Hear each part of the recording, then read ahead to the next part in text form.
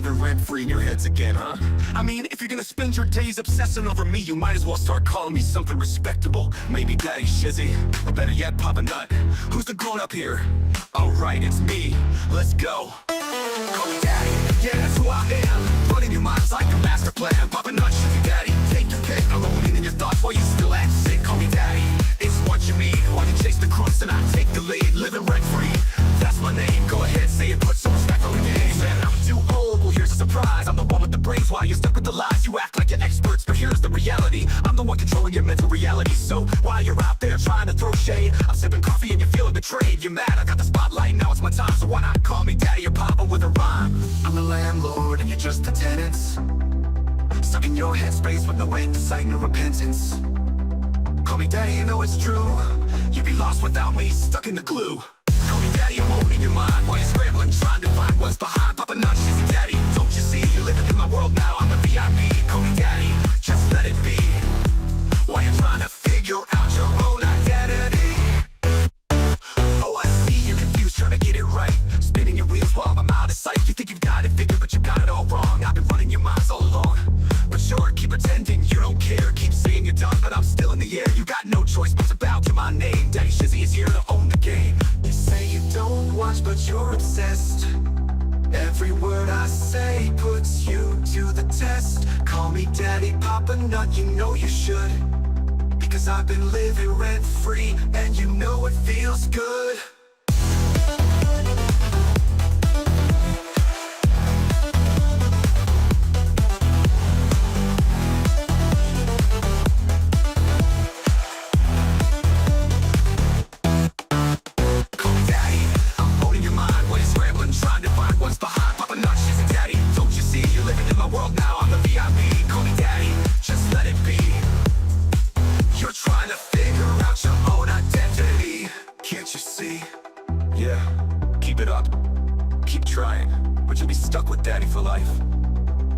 Papa Nut, Shizzy Daddy, owning your headspace, and there's no escape.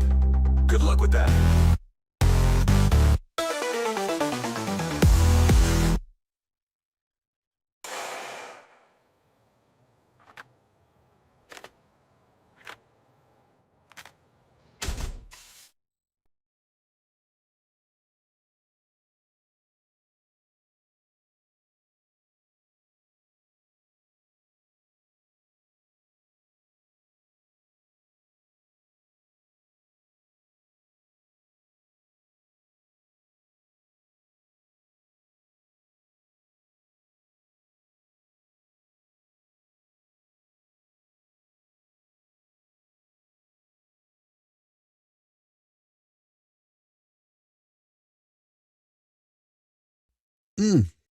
Sorry about that. Thank you very much, everybody, for letting me know I was muted.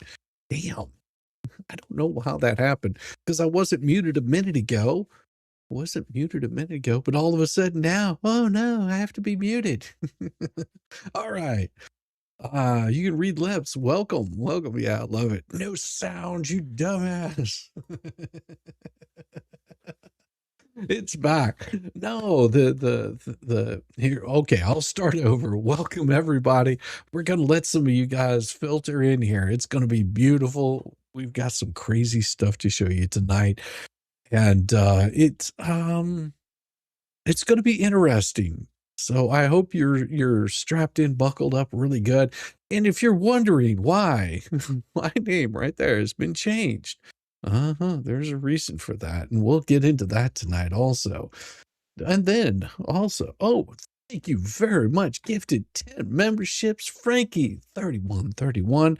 You know what that deserves? That deserves the beautiful song. Welcome to the shit show. Oh, yes. Every single day.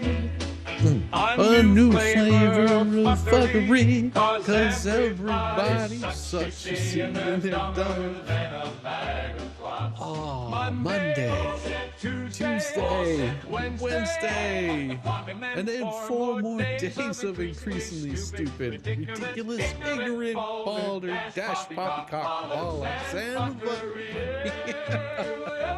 Oh, yes. Good to see you all. favorite part of the evening is whenever you guys just rub that membership button right there. That just makes it all good. And thank you so much. But yeah, the reason why the shizzy whatever, we'll get into that.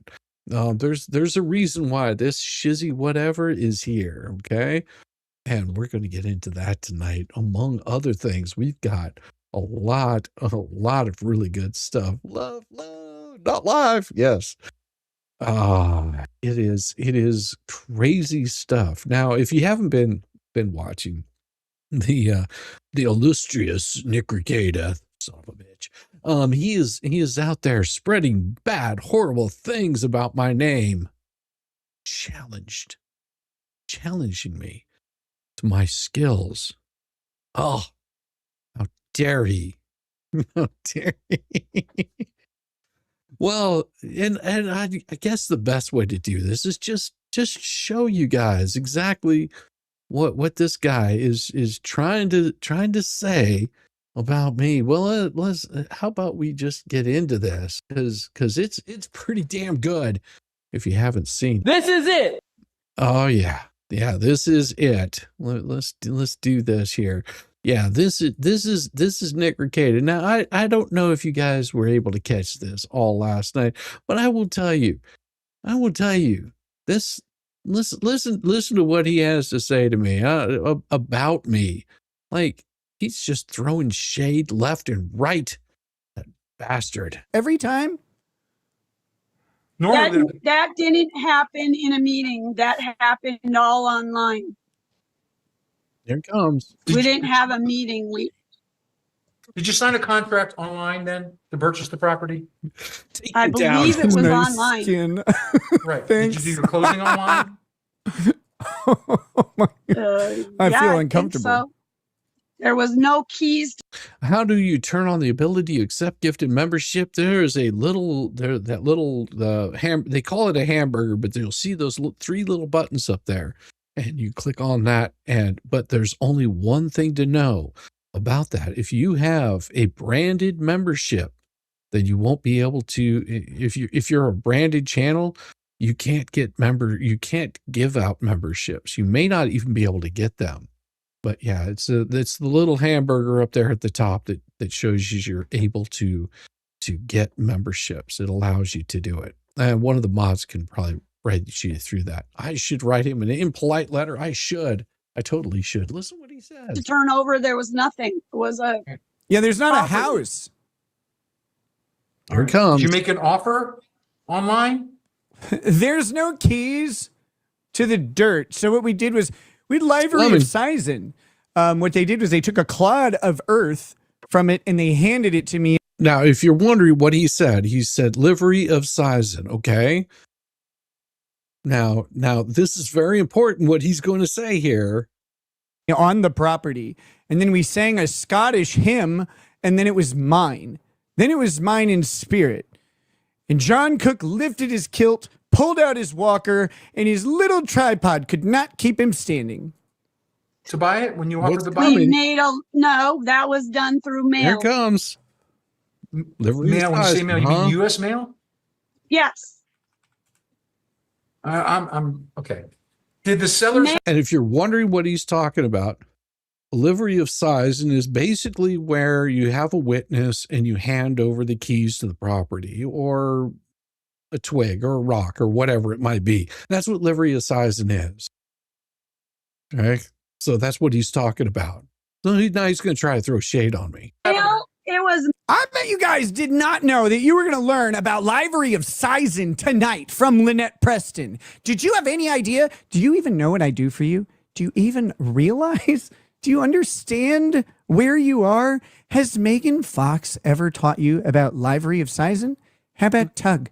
How about Shizzywhiz whatever? Oh, see, How about there he goes, throwing shade on me. Shizzywhiz whatever. Well, Mr. Ricada, you want to go toe to toe? Actually, he would probably beat me in a legal battle any day because I'm not a lawyer. I'm an idiot. Didn't he know this? Oh, of course I had to look up what livery assassin was because I am. I didn't know what the hell it was. Oh, hey, how you doing, Diane? Yes, yes. So bastard throwing shade on me. Man, I'm gonna have words with him. At least two. At least two. Fuck you, Nick. Picking on a retard. Shame on you. How dare you? I'm gonna sue you. For all your nickels and pennies. Cicada Ricada. I love Ricada. He's hilarious. He kills me. But he had so much to say last night. If you haven't seen it, go check it out. And oh my God, you get down here into the, like, what is it, 4 hours and like 38 minutes. I mean, you get down here. He did a 5-hour stream last night. I mean, you get down here and he just starts throwing shade on everybody. But the power of our combined dumbassery shall make him shake like a little leaf in the wind, Shizzy. That's right. And, here's the beautiful thing, Yamaha. That same invite works that I gave you the other night. It's still there. It doesn't change. The invite is pure. It's good. And what I'm going to be showing tonight is going to just shatter some skulls. But you have to wait. Because it's coming. 2 hours of Nick and I was asleep. It happens, Kevin. It really does. It gets there. I mean, he goes. He is a beast whenever it comes to streaming. If he throws shade at you, he's sending love. Yeah, I know, Cindy. I know. He's good. He's having fun. I'm having fun too. That's what I'm saying. Shizzy Whiz, whatever. How dare he? Levy, yes. Shizzy Whiz, whatever. How dare you, Shizzy, to kill war? Because Shizzy's short, yes. I will kneecap him. Of course, that's about as high as I can swing on that. I hear he's like, what, 7'2"? He has no shoulders, but he's tall. But it gets better. Oh my God, it gets so much better. You answer that question. You want to come here. You got to answer that question. Where was he when I needed him? It's coming. Right? Where was It's getting really good. Where was he? To buy the storage locker of my heart. Where was he? He wasn't around. Here he goes. He wasn't there. No, he's off gallivanting around with Lynette. So yeah, I'm gonna make some money. I'm gonna make mine off of him. I'm gonna go. No, see, I can't challenge him to a singing war a song war, because he'll out-sing me. I can scream in key, but that's about it. He actually, he does the karaoke stuff, so he would tear me apart. He would tear me apart. Who's watching the child? Well, the child is watching the TV. Buy some storage units, and we'll see. Or maybe she stapled the child to the floor. I don't know. Duct taped her up there. It could have been anything. Could have been any reason that they did that. We'll see what he finds in him. People, I said yes. Let me get it out again. You almost had it. If you hadn't interrupted, we would have been moving on. So please let me. Because he had an interesting chatter last night. It gets good. Get the last sentence out. Wait for a millisecond before if I'm talking, you need to do it. We need to make a record. So we're trying it again. I'm trying to move on, or I'll stay on this. I have other questions here, but I'll move on. If you just Red Sox. Why am I tagging him? Because I want him to come to my house and hang out. God, I got the hot tub ready and everything. I put little storage units everywhere that he can open. Good. How do you not understand this? You don't know how to reverse stalk. You don't know how to do it, but I do. Why am I tagging him? Because I want people who are interested. What they said was, why are you tagging what the Hales in there? Hey, Rosalind, chained to the post under the table. Duh. Exactly. In the What the Hales case to find it. Like, that's what I want to do. Yeah, make money. Why are you tagging him? That's the real question. That's the real question that I have for you. Has anyone ever even asked you? Have you ever had to stand up for your own actions? I bet not. I bet you are wheelchair bound by your shame. Oh, if you only knew how wheelchair bound they were. Answer one way or the other. I'm just not clear, so I've got to get clear. It's more like a golf cart chained. Hi, Yvonne. Good to see you. Dropping by. Good to see you. Good to see you, Yvonne. Yeah, it's good stuff tonight. Because now I think you clarified Get clear. It is the best way to fly. And I'll move on. Clear Because is you said you understand that when you invoke the fifth, it's to avoid incriminating yourself for any reason. You understand that, right? Here comes the next one. It's about to drop. Whatever you say.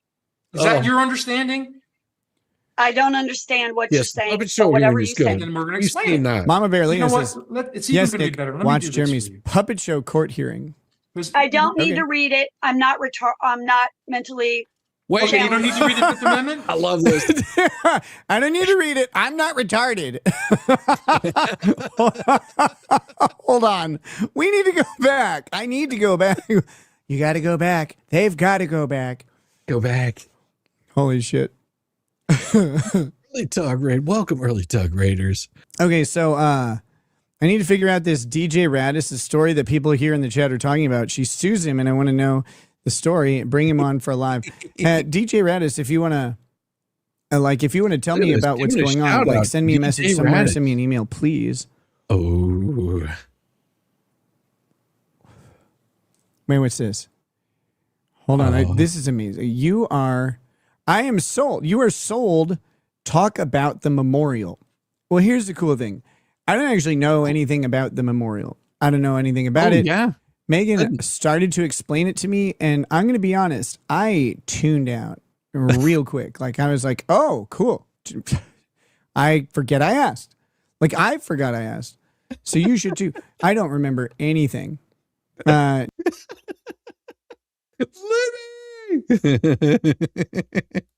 Radis, you've reached out via Facebook Messenger. Cool. I'll find it. Thank you. This is gonna get good. I don't know about the memorial. Tell me about the memorial. How does it make you feel? That's what I want to know. That's what I care about. I want to meet you in the human condition.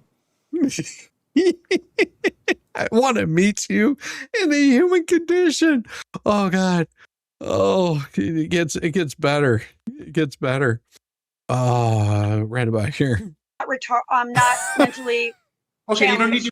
I don't need to read it. I'm not retarded. I'm not mentally challenged. That doesn't make sense. That sentence right there.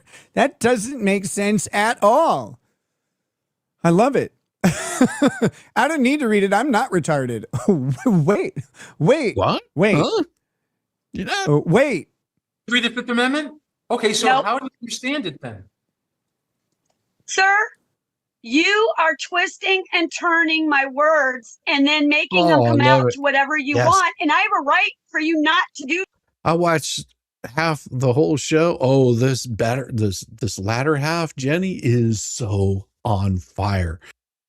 It is so on fire. You know what? I'm gonna save that because it gets so much better. It really does. I'm gonna save that for Nick. Nick is absolutely damned hilarious. I mean, he was killing me on that stuff. Oh yeah, wishing everyone well. But what I wanted to go through, and there's just a couple of things. It's gonna be a little bit short, just a little bit short, like me, short man on a little bus. What can I say? No, that doesn't make sense. Yet another phrase that belongs on the memorial to the memorial that never was the entire ecosystem. Exactly. Slow moving giant. Oh my gosh. All right, let's just go ahead and bring this stuff up. Give me just a second so I can resize everything because it's so small over here. We don't need it small. We need it embiggened. We need it embiggened because what I'm going to show you tonight, some of this hasn't been shown before. Oh crap, I better redact that right there because I didn't realize that was not redacted. Give me just a second. And I want to just make sure I've got it all redacted that needs to be done. All right, that is done. Apply, continue. All right. And I've got that one redacted now. We are well prepped. The rest is in God's hands. Well, yeah, that is true. Okay, a few things, and then we'll get into the meat of this, because I've got something really juicy that I don't think anybody has seen. It sort of flew under the radar for everybody. Now, I've been holding this for about 4 months now. About 4 months. I've been holding this and just not really paying any attention to it. I meant to get to it, but I hadn't because, well, I suck at most things that I do. So this was one of those things that I was sucking on, just sort of like, pair of lips might do. this is going to be good. I guarantee you this will be good. Whenever I get there to it. All right, let's do this. All right. And I am set up if Yamaha ever joins in. I am set up ready to go with him because I've got this blank spot that's so awesome. See, look at that. Just automatically kicks in. It's so beautiful, isn't it? Okay, we know that there was a motion for clerk's entry default against Paint Chip here. On May 1st, plaintiffs filed their second amended complaint for damages and injunctive relief against multiple defendants, including Paint Chips, after multiple diligence attempts to personally serve defendant. Now, you have to remember this was on 1/21 that this was filed. After multiple diligent attempts, and thank you, Max, for sending this over to me. Max Labs sent this over to me. Go check out Max. It was primo. It was good. After multiple diligent attempts to personally serve defendant, Paint Chip was unsuccessful to his deliberate evasion of service. Plaintiffs sought to effect substitute service pursuant to Florida law. Okay. Plaintiffs, on November 5th, 2025, the court issued a pluribus summons to serve Paint Chips pursuant to Florida statutes 48161, 48181. On December 15th, substitute service of process was effected upon Paint Chip by serving the Florida Department of State Division of Corporations as the defendant's agent for service of process. Florida Department of State Division of Corporations accepted service of process on December 29th. 2025 as evidence from the letter by the Division of Corporations filed with this court, Doc 150-1. Pursuant to federal rule of civil procedure, service upon an individual may be effected by following state law for serving a summons in action brought in courts of general jurisdiction in the state where the district court is located where service is made. The time for Paint Chip to file a responsive pleading has expired. This is because Federal Rule of Civil Procedure 12A1AI requires the defendant to serve an answer within 21 days after being served with the summons and complaint. Now, more than 21 days have elapsed since December 29th, and Paint Chip has failed to plead or otherwise defend as provided by the Federal Rules of Civil Procedure. Federal Rules of Civil Procedure 55 provides certain time. Paint Chip is not a minor incompetent person. Well, that's debatable because we all know that he's pretty damn incompetent. Or a member of the military service. No, they would never let that fat ass in the military. Wherefore, plaintiffs, Elephant Shoe with the Hales, Jeremy Hales, respectfully request the clerk enter a default against defendant Richard Paint Chip Lethman and grant such other relief as court deems just and proper. Certificate of compliance. It was sent out to everybody. Everybody got a copy of it. Well, and right here is basically the document saying, hey, this is, that's a different one. We'll get into that one later. And here's what happened. Like I said, this is short, just like me. Upon the application of plaintiffs in the above style cause and having examined the records, there appeared to be no responsive pleadings filed by the defendants. Default is hereby entered against Paint Chips on January 22nd, 2026, signed by the Deputy Clerk of Court and sent out to everybody. But that's not all. Because these assholes have been thinking, we'll just play around and we'll have a little bit of fun. But here's the thing. Guess who else has been served? Oh, well, let's see. Declaration of mailing. Well, this is a declaration of mailing. It was sent via U.S. Postal Service priority mail, authenticated copies of the summons and complaint in the above captioned manner to defendant, well, Twerk and Dirk, at his last known address, redacted. The mailing was sent from Trenton, Florida on October 22nd at 11:33 a.m. The Postal Service tracking report, a copy of which is attached in the declaration of exhibit, confirms the items were delivered at the front door or porch at 11:48, October 27th in Wisconsin.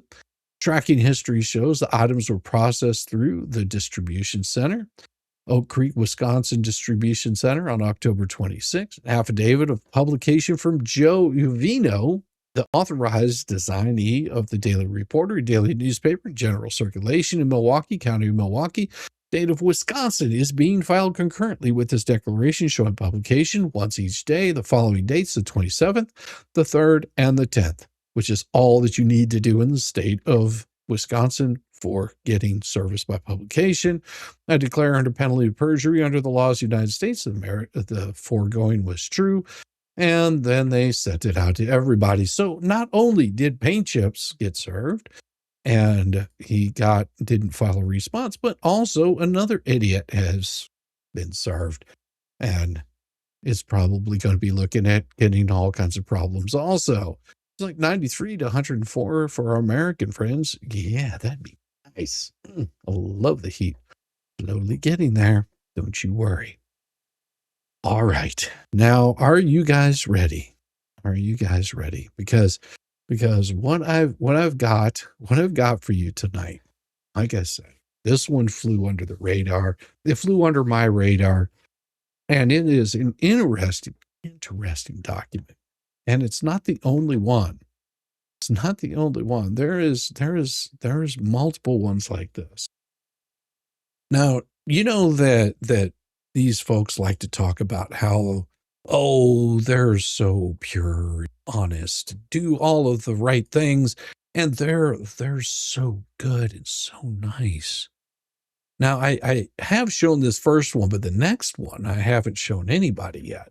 And, well, I have shown a couple of people, only because, well, I like to share things whenever I find them. You know, they give me great joy whenever I share things like this. But this one was another attorney was sanctioned for allegedly hallucinated case law. Now, if you're wondering when this actually happened, a Florida judge on Wednesday issued a blistering order against an attorney who became the latest to face sanctions over filings with case law suspected of being hallucinated by generative artificial intelligence, ordering him to take an AI ethics course and repay opposing counsel's fees. Now, Wakulla County Circuit Judge J.L. Lane Smith issued an order against Michael Federigos, who is representing an interested party in a guardianship matter after finding 4 apparently non-existent cases in 2 of the pleadings he filed in May. According to the order, Federigos initially claimed he had filed the wrong motion, would refile that day, but, oh, guess what? Did not. And this is quoted from the judge. Attorney Federigos made no effort to correct these grievous errors or mitigate the damages to the ward, the parties, the court, or even his own client. Instead, he took a puzzling, contemptuous, and combative tone in his false statements of law and fact, gaslighting this court and his fellow litigants. He further attempts to shirk his responsibility to properly supervise and review the people or technology he uses to prepare his pleadings by blaming, without explanation, some unidentified editing program. Now, Federigos, however, denies his allegations, telling Law 360 Pulse in email on Thursday that he plans to move for a rehearing on the matter. And an attorney who fights against attorneys stealing people's estates gets targeted, he said. It happened to my wife, who freed 13 people from wrongful guardianships, and it's now happening to me. Oh, yeah. Woe is me. I'm so pitiful. Yes, maybe you shouldn't have had the skank file that shit for you. You know, that might have been a good idea. Mug Ritter, welcome, early readers. Welcome. Now, on May 30th, he filed a notice of case law that Judge Smith said included Westlaw list of 20 possible case sites for one of the 4 allegedly fake cases in the Federigos pleading, proving that no such case existed. He followed up earlier this month with another filing which is not visible to the public, and the reason it's not visible to the public is because it's in a guardianship case. Now, if you don't know anything about guardianship cases, they do not allow those to be shown, okay? Because there's certain things in there that give away a lot of privileged information. Now, you can always go and talk to the court and possibly get those. Thank you, Heather May. I appreciate it. Yeah, show Max Labs some love. Now, this is sort of frightening, because if somebody is doing this kind of stuff in any sort of case and they're getting lambasted over, because just because you claim it doesn't make it true, Chips. Well, he can claim whatever he wants to, because in a draft of the rehearing motion shared with Law 360, Federigos claims his filings verify all the cases exist. Well, they might exist, but they might not be relevant to the case. And the judge saw this and said, this is improper.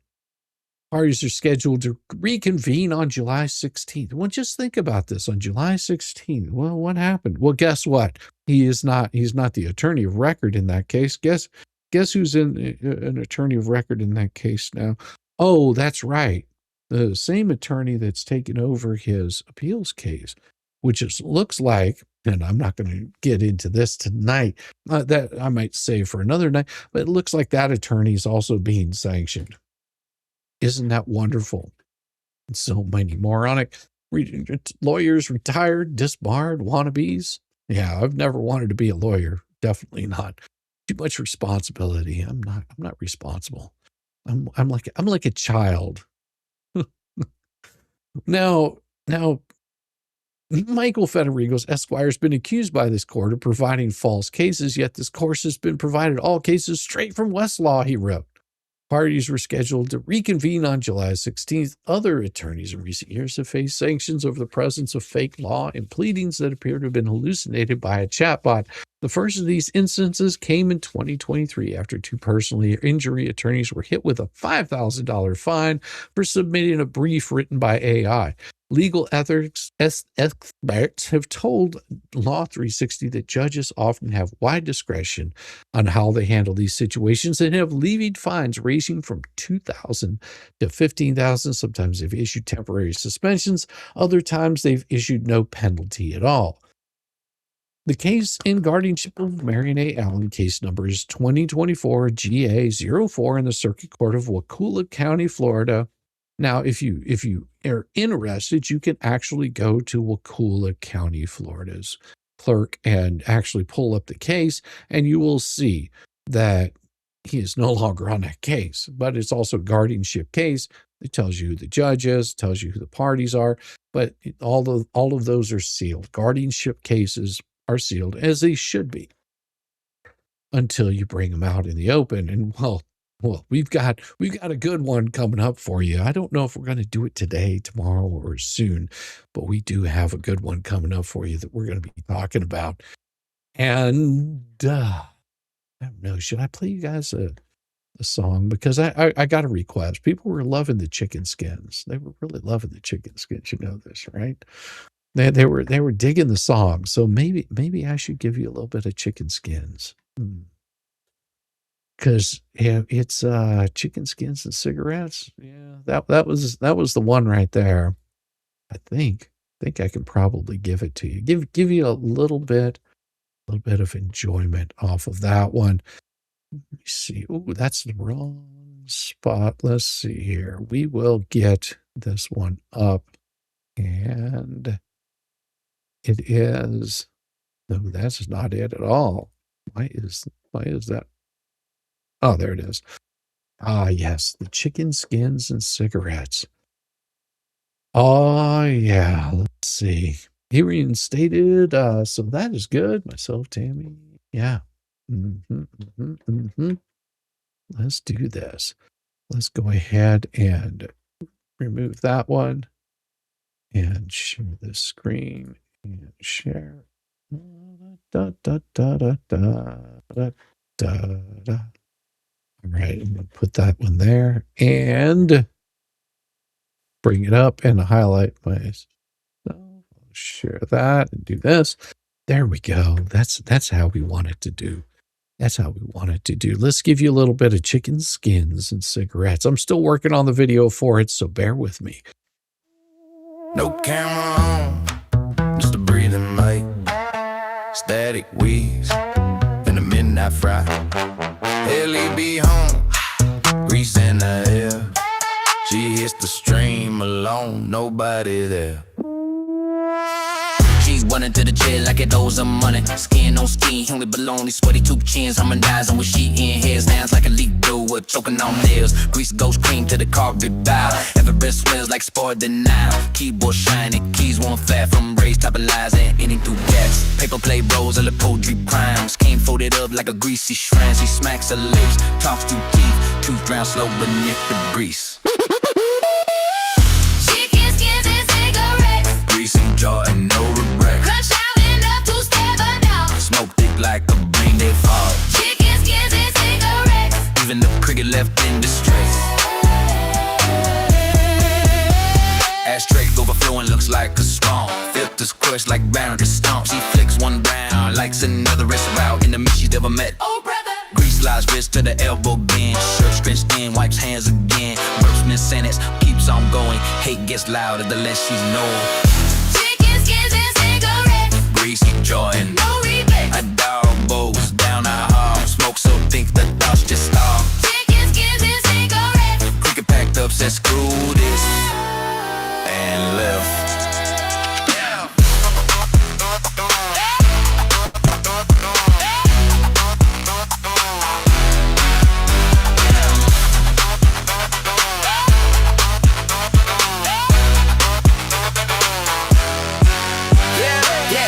Bad for our climate stakes. Grease is popping out of frame. Yeah, they all lies.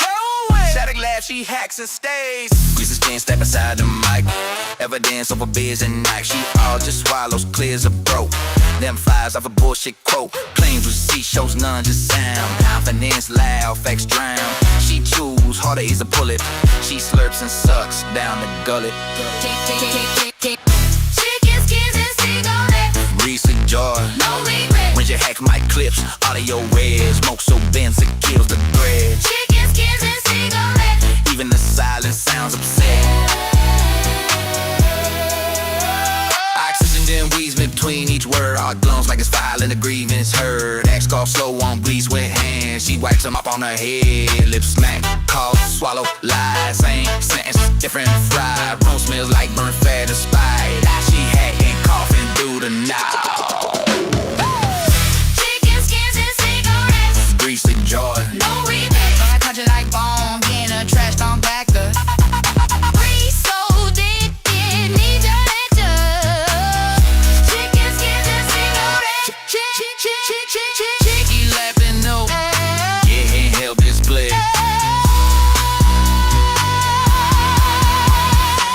Chicken skins and cigarettes. Crazy joy and no regret. When you're gone like a dog don't fail. Smoke so big the balls are more home. Chicken skins and cigarettes. All in that's all get tech the stress. Smoke hangs low where the ceiling cries. Grease still warm, truth still lies. Heartbeat off with the detector. Red lights bling like a bad brain.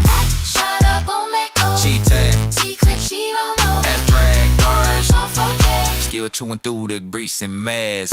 Chicken skins and cigarettes. No regret. No regret.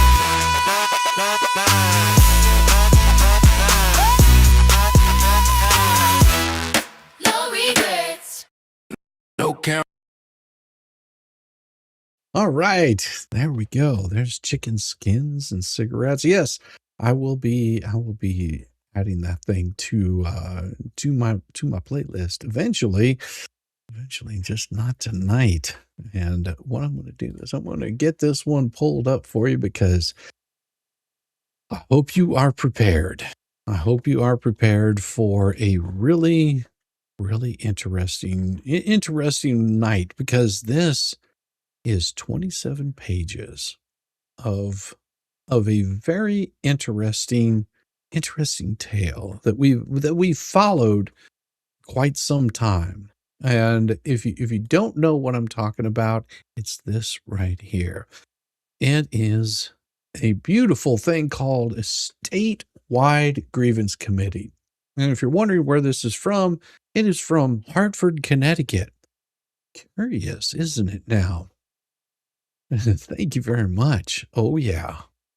So often at Office of Chief Disciplinary seek against none others than Ducey himself right here. Now, there was a grievance complaint. This was 22-0301.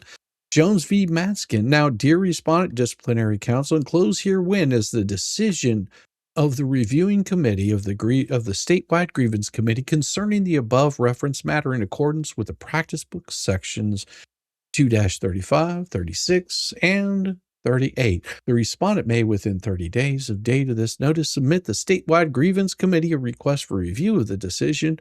A request for review must be sent to the statewide grievance committee at the address listed above. And as you can see, there's the attorneys. And attaches decision presently stayed in accordance with practice books 2-35 and 2-38. Now, I'm not going to go through what it exactly says, but it basically says that it shall be stayed for 30 days from the date of issuance, and the parties, statewide grievance committee request for the review of the final decision, enforcement of the final decision, imposing sanctions or conditions against the respondent shall be stayed for 30 days from the issuance to the parties. Decision date was 10/17/2025. 10/17/2025. Oh, yes, Stacy, it is BBB. You remember the grievance that he's never been sanctioned before? Well, guess what? Well, you're about to find out the rest of the story tonight. Cordelia Jones was the complainant. Ducey was the respondent. Now, basically, the decision, duly appointed review of committee, a statewide grievance committee, conducted a hearing at the Superior Court at Golden Hill Street, Bridgeport, Connecticut on May 1st, 2025. The hearing addressed the record of the complainant filed on June 2nd, 2022. The probable cause determination filed by Wyndham Judicial District and grievance panel on October 3rd, 2022, finding that there existed probable cause that the respondent violated rules 1.5 and 1.5Cs of the rules of professional conduct. The hearing also addressed additional allegations of misconduct filed by the disciplinary counsel on August 3rd, 2023, finding that there existed probable cause that the respondent violated Rule 4.4a of the Rules of Professional Conduct. The hearing also addressed the additional allegations of misconduct filed by the disciplinary counsel on July 22nd, 2024, finding that there existed probable cause that the respondent violated Rule 1.5c of the Rules of Professional Conduct. Notice on the May 1st, 2025 hearing was mailed to the complainant, to the respondent, and to the Office of Chief Disciplinary Counsel on March 19th of 2025, pursuant to Practice Book 2535D. Assistant Chief Disciplinary Counsel Maurice Luz Villar pursued the matter before this reviewing committee. The respondent was represented by none other than the same attorney that's representing him in the Florida case, where he is being sued there also. The complainant appeared and remotely testified. The respondent appeared remotely and testified. This reviewing committee also heard the testimony of Thomas Richardson, Gail Thomas Allen's witnesses for the respondent, who both appeared remotely. No exhibits were admitted into evidence at the hearing. 2 exhibits were admitted into evidence after the hearings by agreement of Attorney Villar and Atkinson. Now, between the date of probable cause finding on May 1st of 2025 hearing, this matter had a lengthy pretrial procedural hearing. And this is where it gets tasty. Now, on January 25th, 2023, Attorney Donald J. Rinaldi filed an appearance on behalf of the respondent. Now, on June 22nd, 2023, the respondent filed a motion to dismiss for undue delay, lack of probable cause, refusal to specify probable cause, motion to dismiss. On July 13th, 2023, disciplinary counsel filed an objection to respondent's motion to dismiss. And on July 31st, the respondent filed reply to objection to respondent's motion to dismiss, as you do. Now, on the 31st of July, 2023, hearing was scheduled for September 14th of 23 to hear argument regarding respondent's June 22nd, 2023 motion to dismiss and disciplinary counsel's objection. August 3rd, 2023, disciplinary counsel electronically filed additional allegations of misconduct. 2023. Now you see here we're moving up the timeline here. This is a big timeline issue, and it'll all start to make sense here pretty soon. Finding there existed probable cause that they violated Rule 4.4a of the Rules of Professional Conduct. Notice of the additional allegations of misconduct were sent to all parties electronically via regular mail. Now, on August 14th, the respondent, through counsel, filed a reply to additional allegations of misconduct in support of respondent's motion to dismiss. And on August 16th, 2 days later, the Office of Chief Disciplinary Counsel, OCDC, issued a subpoena seeking to compel respondent's reappearance at the September 14th hearing regarding the motion to dismiss. On August 18th, 2023, disciplinary counsel filed a reply to respondent's reply to the objection to respondent's motion to dismiss, and respondent's reply to additional allegations of misconduct in support of respondent's motion to dismiss. A lot of word salad. So on August 24th of 2023, disciplinary counsel filed a supplemental reply to respondent's motion to dismiss. On the 25th of August, the next day, the respondent filed a motion to quash subpoena, response to OCD's supplemental reply. Well, on September 7th, 2023, via email and letter, the reviewing committee of the statewide grievance committee continued the hearing scheduled to take place on the 14th of September to allow parties to an opportunity to resolve the pending subpoena issue. And on the 11th, the respondent filed a motion for specification of misconduct alleged. He's wanting to get down and dirty with it right there. Now, on the 28th, a hearing in this matter was scheduled for November 9th, 2023. After consideration on October 5th, 2023, a reviewing committee of statewide grievance committee denied the respondent's motion for specification of misconduct alleged. So, Deuce was denied. Now, on the 16th, the respondent filed a motion to continue the November 9th, 2023 hearing, citing a conflict with the deposition of the respondent scheduled for that date. Said motion was considered on October 17th, 2023, and a reviewing committee of the statewide grievance committees granted respondent's motion to continue on the November 9th, 2023 hearing. Now, on November 20th, 2023, respondent filed a request for January or February hearing date. Well, then on November 21st, 2023, a hearing was scheduled in the matter for January 11th, 2024. On December 6th, 2023, respondent filed a motion to continue the January 11th, 2024 hearing to February 2024, citing a conflict with respondent's counsel schedule. Said motion was considered on December 8th, 2023. A reviewing committee, SGC, granted the response motion to continue the January 11th, 2024 hearing. Now, on the 20th, a hearing was scheduled for this matter for February 8th, 2024. Notice this is starting to move up the timeline whenever Deuce was really involved in the Hales, where he was starting to represent in other states. On January 11th, 2024, a letter was sent to the parties electronically and via regular mail clarifying that on February 8th, 2024, the review committee would hear arguments on the respondent's June 22nd motion to dismiss, and that unless the reviewing committee granted said motion to dismiss, at the close of argument, an evidentiary hearing on the merits of the case would follow immediately. Well, on January 16th, the respondent filed a motion to dismiss for lack of jurisdiction. And on January 29th, the respondent filed a motion to continue the February 8th, 2024 hearing due to a medical issue. You know, it might have gotten a little limp. Said motion was considered, and on January 30th, 2024, a reviewing committee of the statewide grievance committee granted the response motion to continue because, you know, we don't want the man to be small.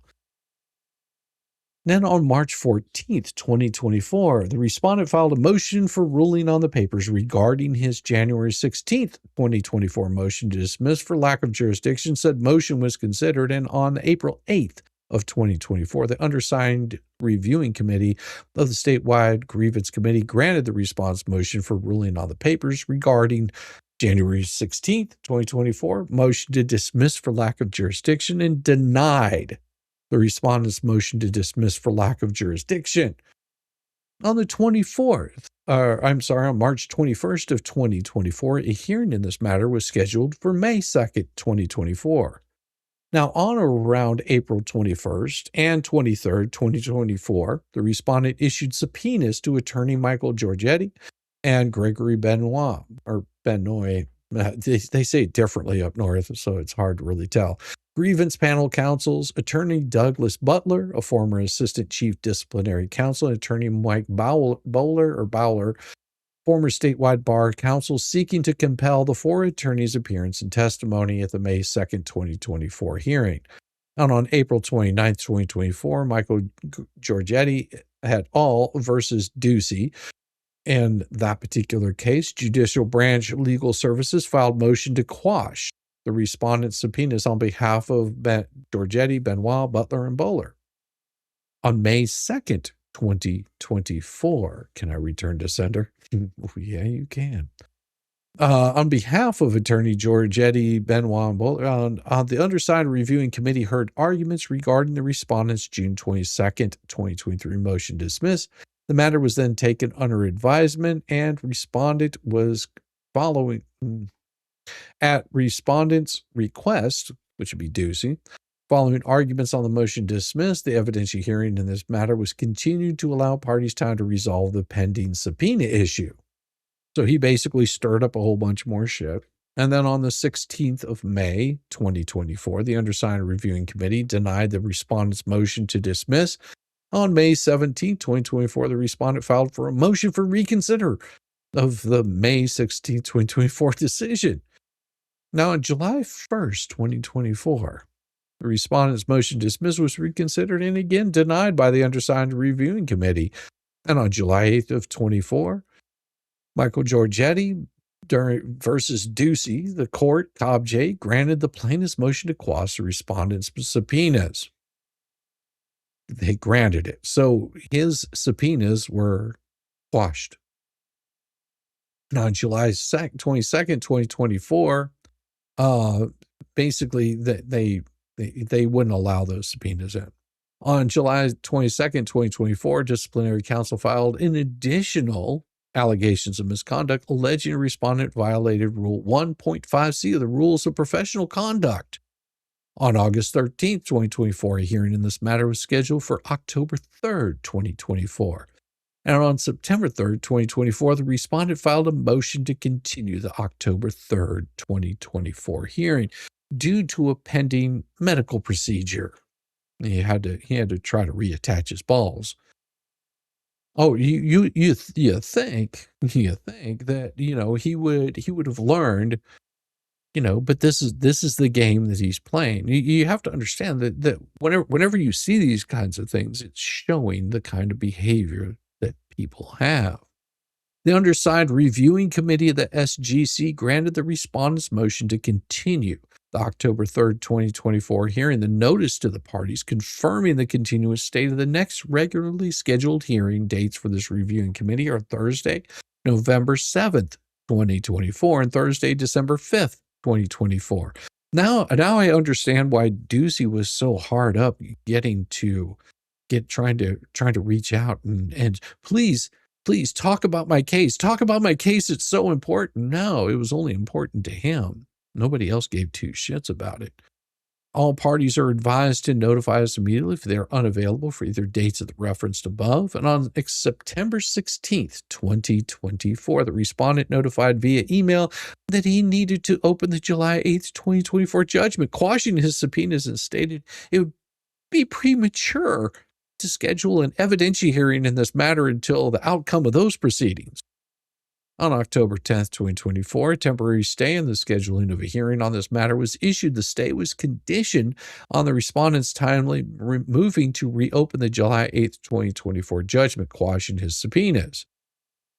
On or about November 8th, 2024, the 4-month window to open or set aside the July 8th, 2024 judgment pursuant to practice book 17-4 closed. Respondent did not file a motion to open or set aside the judgment, quashing his subpoenas within the statutory provided 4-month period. Good evening, Wanda. Good to see you. Welcome.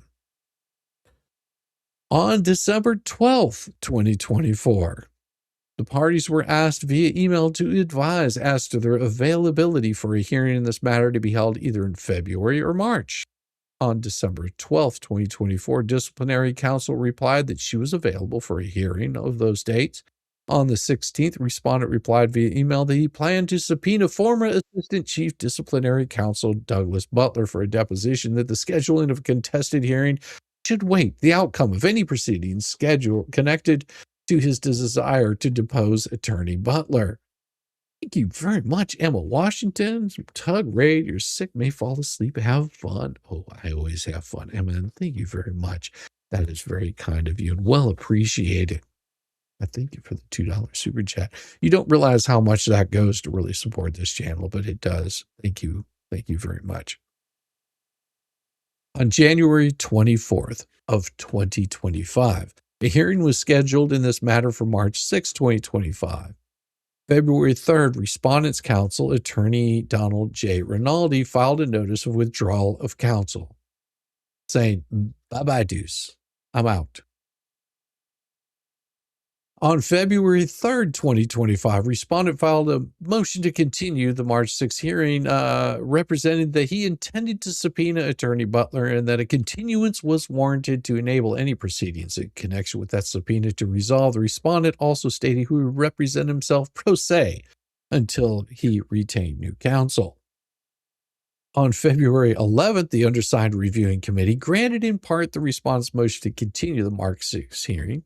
The March 6th hearing was continued to May 1st, 2025. The notice of continuance stated there will be no further continuances absent extraordinary circumstances. Sound familiar? Any issues regarding obtaining new counsel or deposing witnesses must be resolved by the May 1st hearing date. Bold print in original.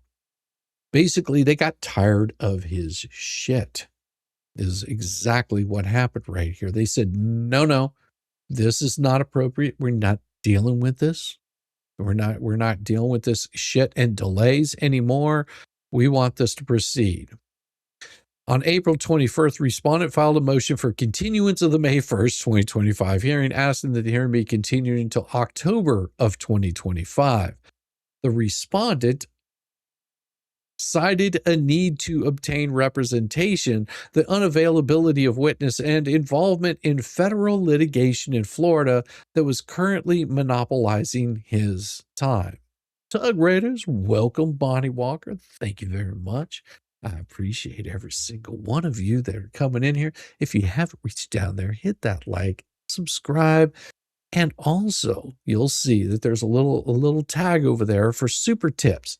If you do super tips, guess what happens? You get some wonderful, wonderful stuff over there in super tips, and the money goes to me and not to the YouTubes. It's amazing how that works out, isn't it?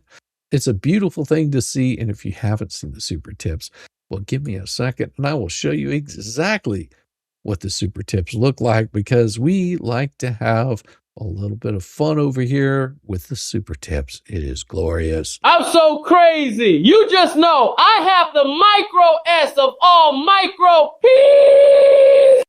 Yes, we have those kinds of things. And yes, just Dawn, I am making good. That $5 super chat was glorious in that. The super tip was wonderful. You can only get those on Super Tips. It's pinned up there on the top. Check it out. And you can also do it just as text. You don't have to do the voices if you don't want to. Oh, that's good to see. That's good to see, Tammy. On February 11th, 2025, the undersigned reviewing committee granted in part that there would be, sorry, I already went through that. Respondents cited in need to unavailability witnesses involvement in federal litigation in Florida that was monopolizing his time. Other words, telling the grievance committee, I ain't got time for your shit. It's hilarious. The undersigned reviewing committee denied the respondent's motion to continue the May 1st, 2025 hearing.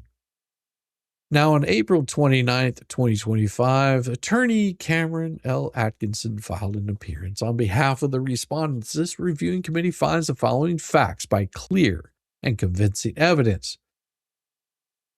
Here's where it gets interesting.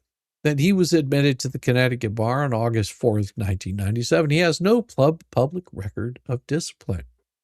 In or around March or April of 2021, the complainant retained attorney Reese B. Mitchell of Mitchell & Sheehan PC to represent her in a complaint against her former employer, Electric Boat, on or about April 22nd, 2021. Think about how far back this goes.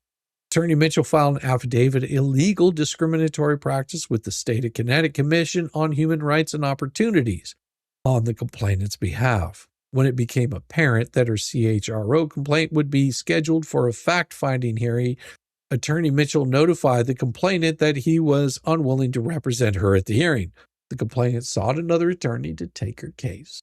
The complainant contacted Ms. Micah Notes of Employee Rights LLC. Ms. Notes provides services to people seeking help with employment-related claims against their employers. Now, Ms. Notes is not an attorney, is not permitted to represent claimants before the CHRO, but she can and does act as liaison between individuals and attorneys who specialize in employment-related claims.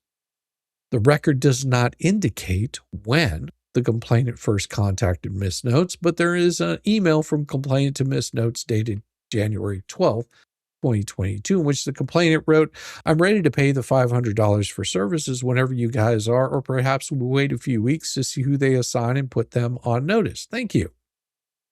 At 6:40 a.m., Friday, March 25th of 2022, the complainant forwarded to Ms. Notes an email she just sent to the attorney for Electric Boat referencing confirmed hearing dates. The complainant wrote, read below, let's proceed forward. I'm ready to make necessary payment. Ms. Notes replied to the complainant at 10:14 a.m. Let me confirm with attorney Deuce and confirm his availability. You realize it's $500 per day for fact finding, right? Unless he can get them to make an offer, which case is 25% of the offer, but he requests that they pay him directly so it does not come out of your pocket. The complainant responded to Ms. Notes at 11:34 p.m. on Friday, March 25th, 2022. I'm okay with either. Ms. Notes responded at 9:24 on Monday morning, March 28th, 2022, and copied the respondent. Okay, so Deuce will attend the fact-finding with the agreement that is $500 per day. With luck, it won't take more than a day and a half, but I guess we will see. He will also reach out to their counsel to see if they would be interested in settling. If he's able to get them to offer a settlement that you're comfortable with, there's a 20% contingency fee. Please acknowledge that you agree to the above. Once you respond back, I will send his appearance to the CHRO. Once that occurs, however, be reminded the CHRO will communicate directly with him from there on out. The respondent replied to Ms. Notes 8 minutes later, why 20% and not 25%? Ms. Notes followed immediately with a correction. I made a typo. It is 25%, not 20%. The complainant then replied, I'm okay with 25%. Let's do it. I'm ready for this David against Goliath victory. So is that David and Goliath victory?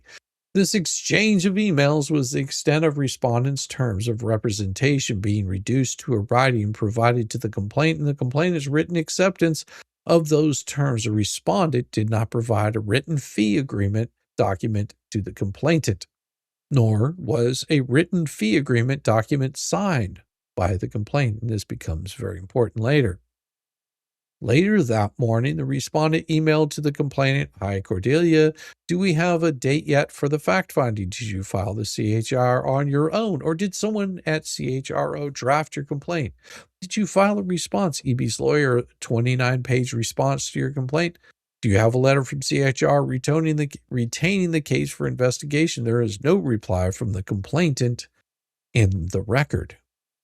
On March 28th, 2022, respondent appearance was filed with the CHRO, and on March 28th and 29th of 2022, respondent exchanged emails with Electric Boat's counsel and Mr. Gerardo of the CHRO regarding the dates scheduled for the fact-finding hearing.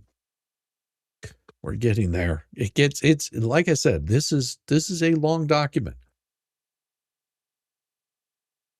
But it's important to see what exactly was going on behind the scenes. This is a look behind the scenes, just a glimpse, a flash of what you might see. And it's somewhat important if you think about the behavior that Deuce has shown to do with Lynette. You see some similarities in all of this. Thank you, Wanda. I appreciate you. And oh yeah.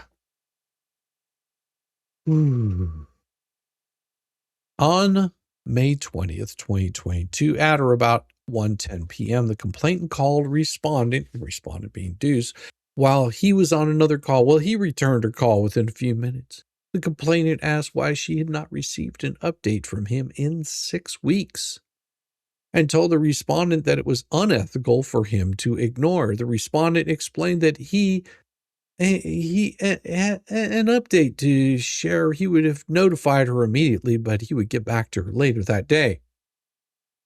So at 3:36, the respondent sent the complainant an email. This is what he said. "Hey, Cordelia, please, in the future, email me to arrange a call so I can at least look at it and know what the status is.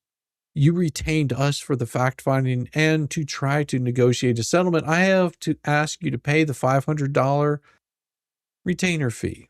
My understanding is that at mediation, you dropped your demand to $15,000, but they did not increase their offer from $5,000. And as of late March, when you contacted us, there has been no response. And so I emailed their counsel to ask for a response to the $15K. None was received. I have told her that I need her to determine if her client would agree to pay the $15K.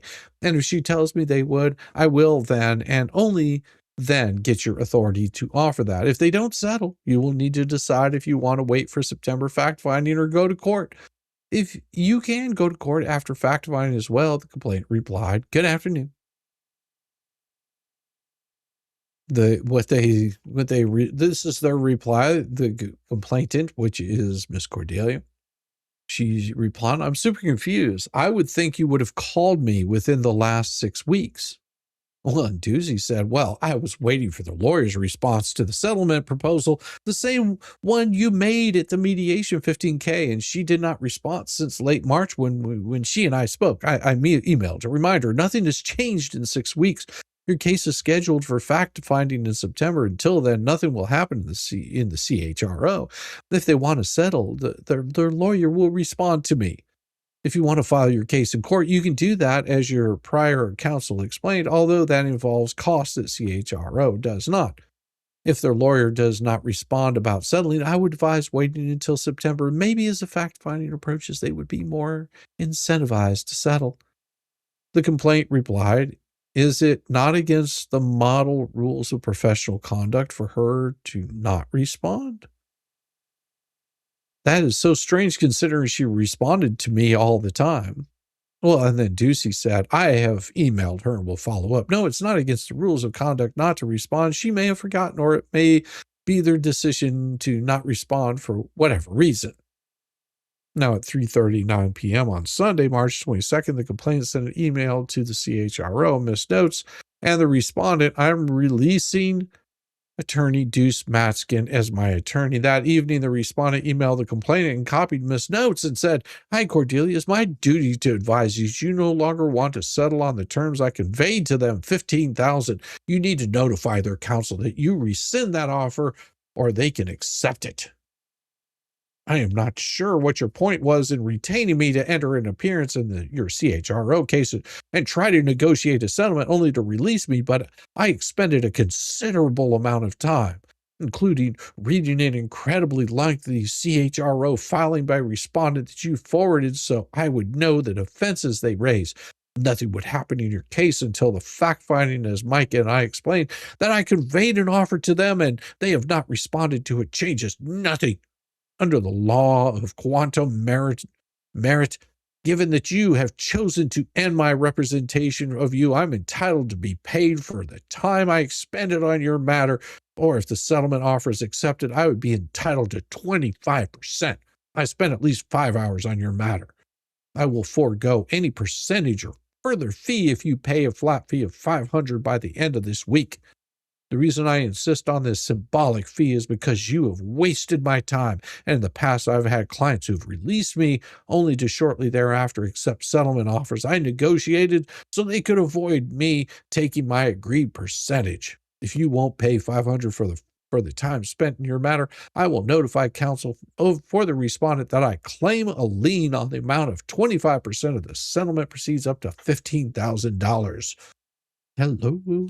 Welcome, Valor. Good to see you. Hey, T42. Good to see you.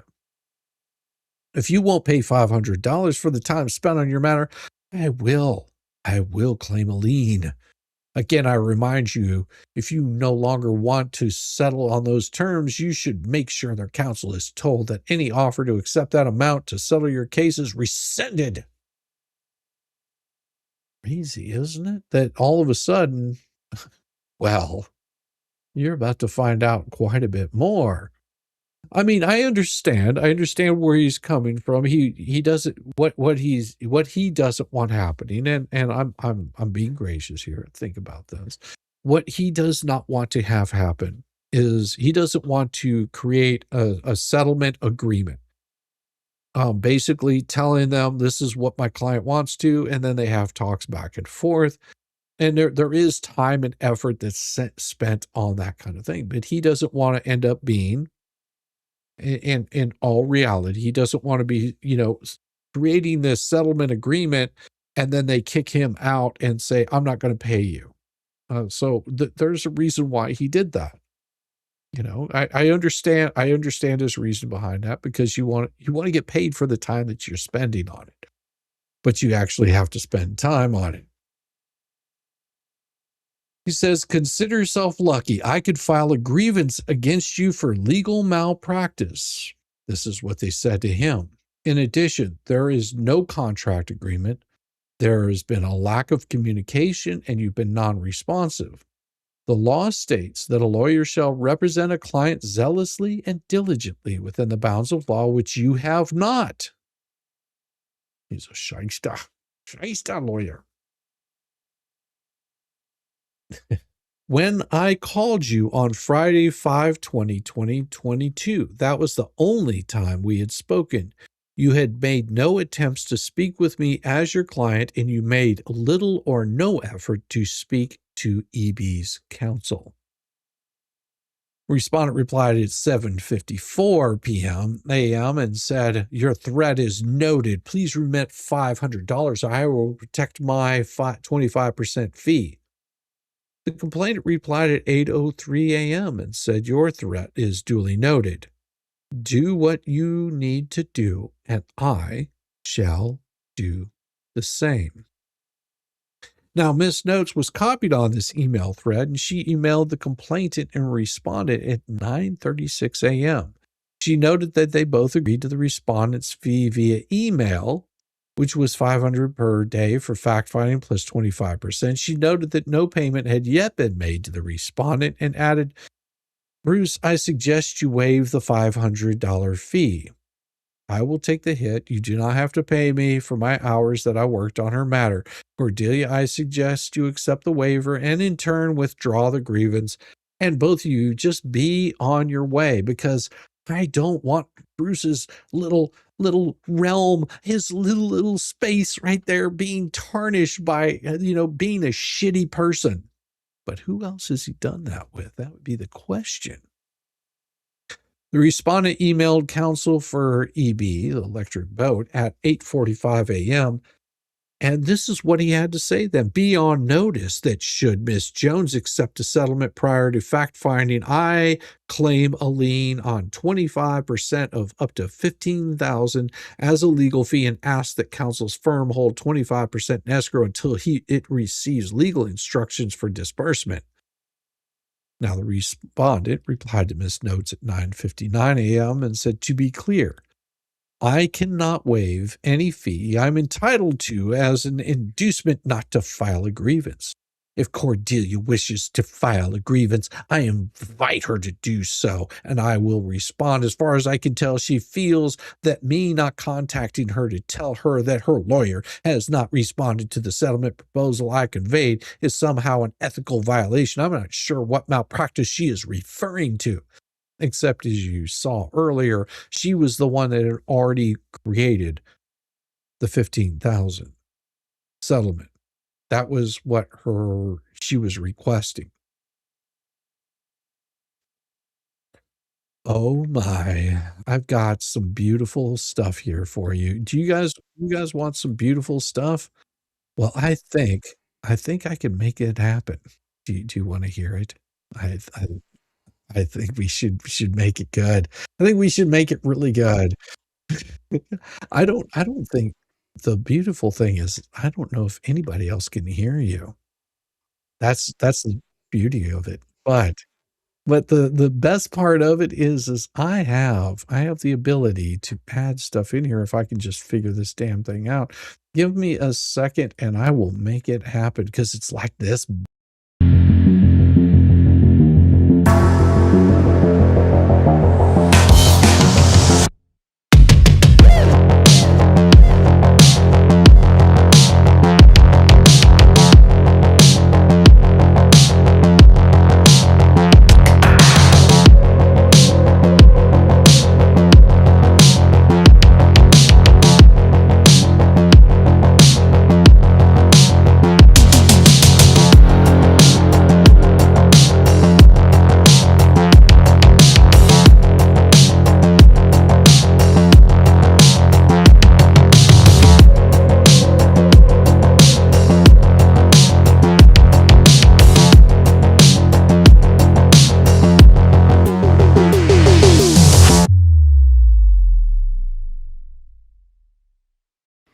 Yes, baby.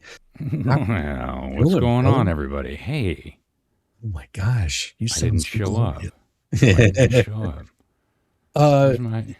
Your avatar isn't showing. Yeah. It's weird. Let me see. I put it in there. It may just be giving you a hard time. Yeah. Maybe I need to add you as a speaker or something like that. This is the new stuff. Yeah, it was kind of odd because I was looking for the sound adjustment. Like what we had on the other ones. Yeah. And I couldn't see anything for that, so I didn't know how I was going to sound or how it was going to come across. Sounds sexy as always.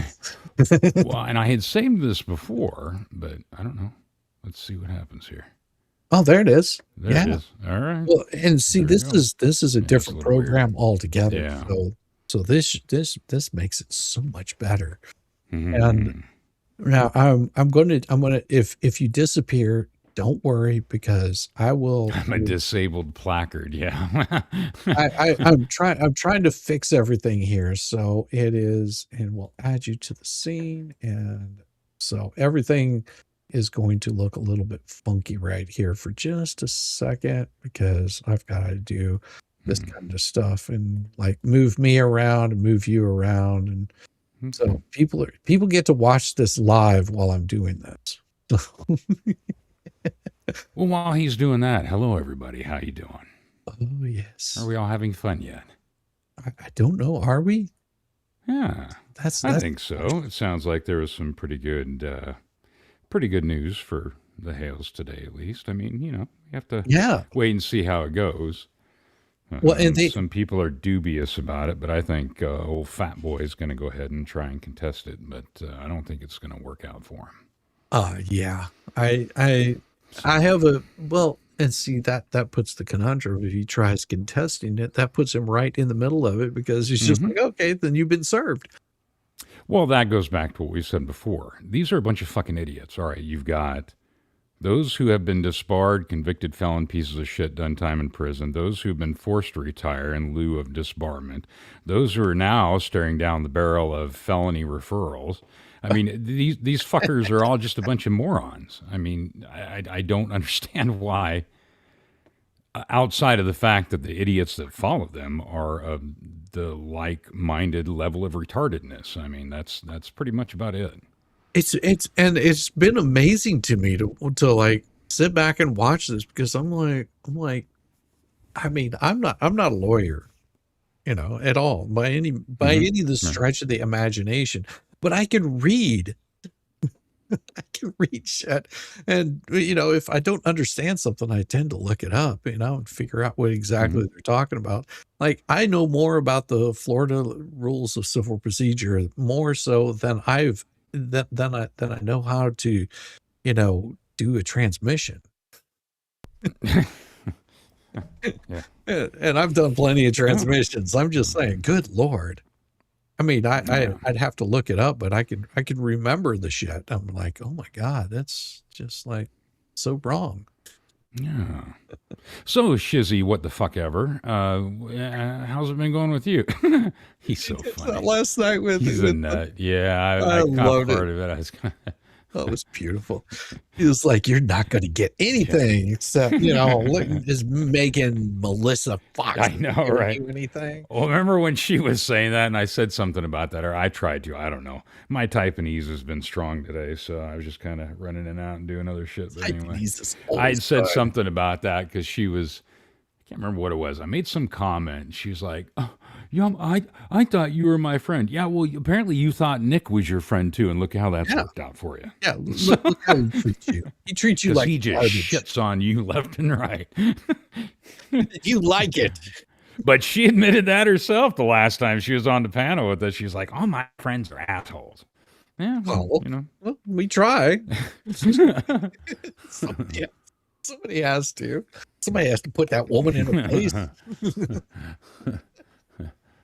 Oh my God. Oh my gosh. Chat has been just like on fire tonight. Oh my gosh. Oh, what is this? Shizzywhiznut, if LLP's lawyer hasn't turned over any discovery to Jeremy's lawyer, does that mean they can't show any of their evidence they claim they have? Well, you have to understand that right now, she does not have an attorney. In Fed 1, in Fed 2, she doesn't have an attorney in where she's going to be sanctioned in the thumbnail case. She doesn't have an attorney where she's going to be she's got issues going on in the trespass case. She also doesn't have an attorney, as far as I know, in the new lawsuit that Jeremy brought against her and Deuce.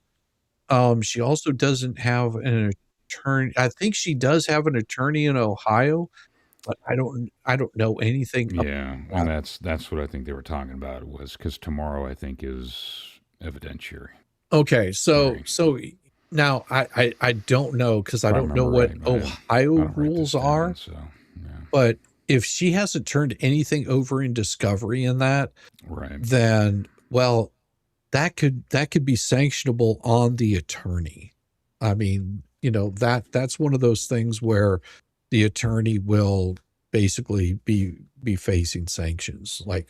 But I don't know how Ohio is set up. I don't know anything about that case. Unlike the Fleas, which seem to know so much about that case, which is amazing to me. How would you know anything about the case if it's sealed?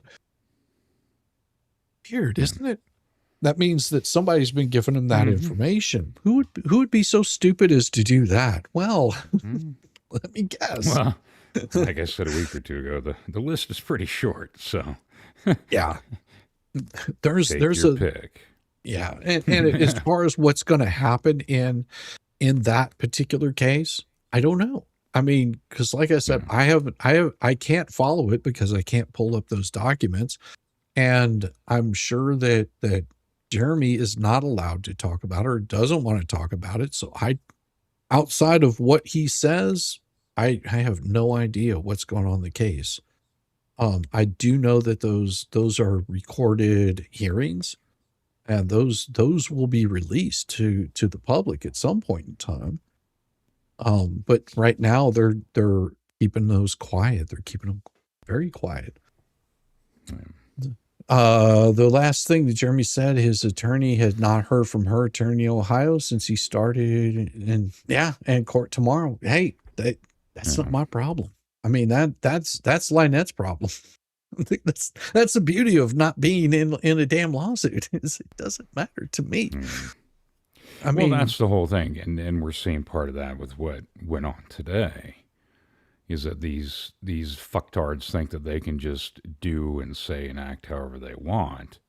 Oh yeah, and Paint Chips kept saying over and over again, and all the other fucking idiots over there, especially the flea running her cockwasher, trying to run interference for him, talking about, oh, he hasn't been served. He hasn't served. Well, the state of Florida begged to differ because they accepted service on his behalf. So you can shit in one hand and wish in the other. It's not going to make it go away.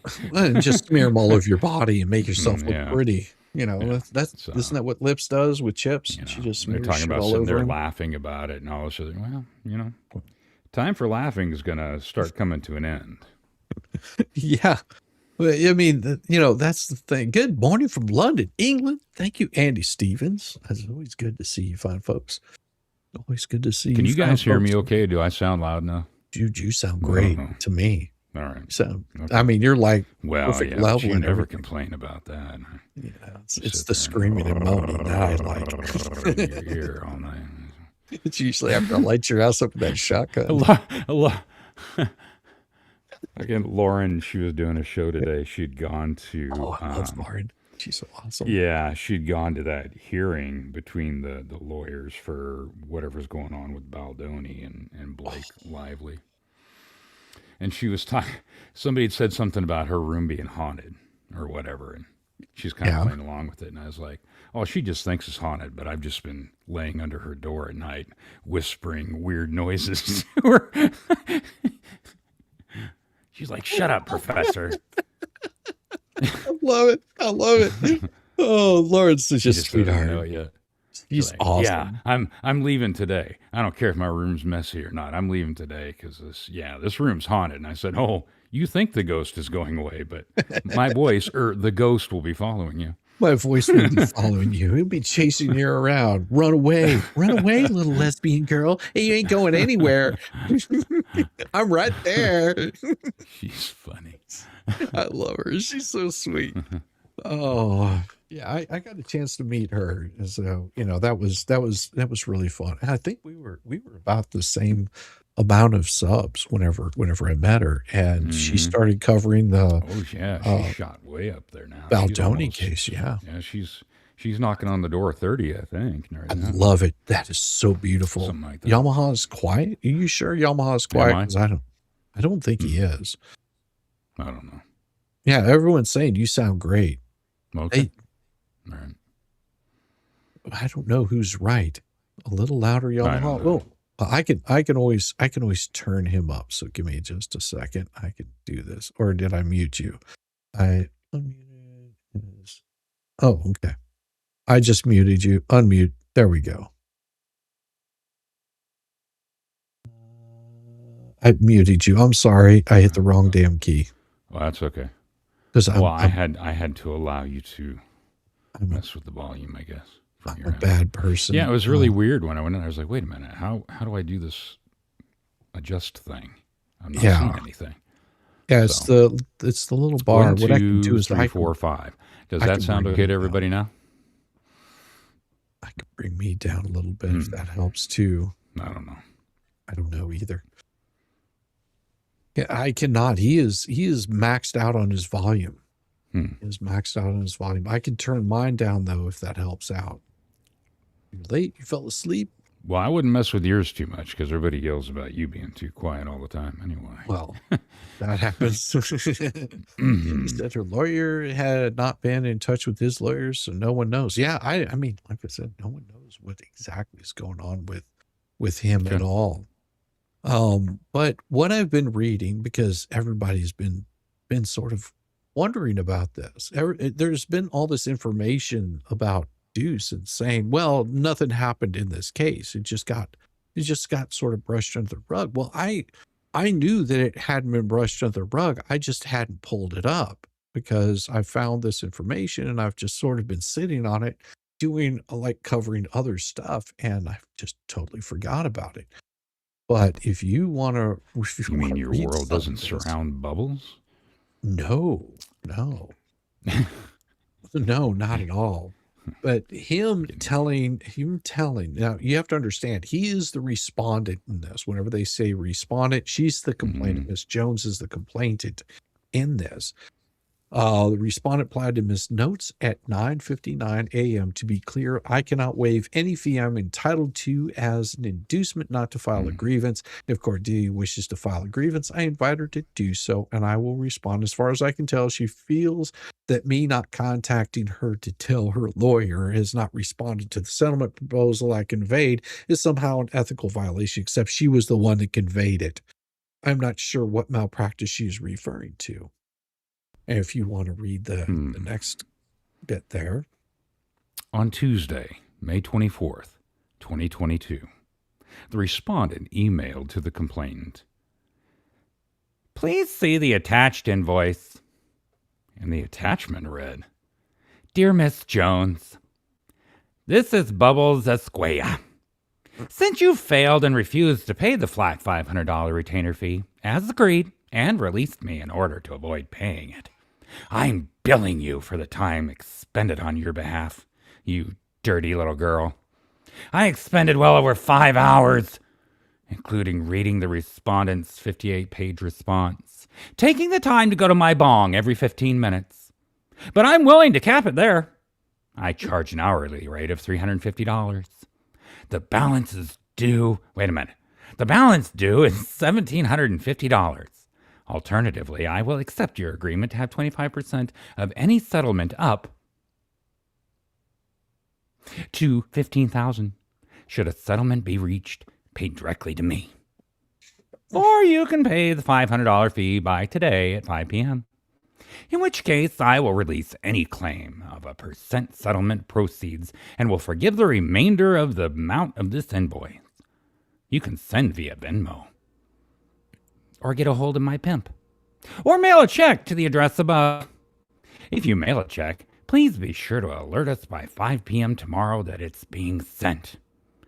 Threatening a grievance will not get me to waive my fees. I look forward to responding to any grievance you file. Bruce Matskin, Esquire. Well, on June 9th, 2022, the respondent sent one more email to the complainant because it wasn't enough. Miss Jones, in order to avoid the necessity and additional cost of filing in small claims court, I'm willing to accept the original retainer fee of $500 that you agreed to pay and which I relied on spending the time on your manor, and I did. I'm willing to accept two $250 payments on June 15th and July 15th. If you agree, I'm also willing to notify their lawyer that I'll withdraw my ball gag any claim to lien on contingency fee I would be entitled to from a settlement I negotiated on your behalf. I would also, if you wish, be willing to revisit settlement negotiations on your behalf closer to the time of the scheduled fact-finding for the same contingency fee, but I will not be representing you. I will not be willing to represent you at the fact-finding. What I'm willing to do is to allow you to take the time you took from me, knowing of the fee you owed, then just decide not to pay it, and think that by threatening me with a baseless grievance you can avoid payment. Well, I agree to represent you in expectation of payment of the $500 retainer fee, as well as eventually negotiating the settlement. but after I expended several hours, you terminated my representation, as is your right, without having paid the fee already owed. Well, to be clear, I'm ethically precluded from offering you monetary incentives, such as forgiving the $500 you owe me, in exchange for not filing a grievance by threatening me with a grievance. Shame on you, because I'm so grieved. To get out of paying me the $500 retainer fee you already owed, you made it impossible for me not to pursue my fee, lest it be perceived I unethically offered to settle my fee claim in exchange for you by not reporting that you might be believed was misconduct by me, Bruce Madskin. If I'm not mistaken, you claim it was somehow unethical for me to suggest, truthfully, to the defense lawyer that you could take your case from the CHRO to court as a negotiating strategy. Well, bitch, I invite you to file a grievance over this, or on any grounds you believe you have. Please be advised, you will make the first $250 payment by June 15th. Best regards, This Madskin Escuela. Yes, I await your notice of any grievance you have filed. Will file.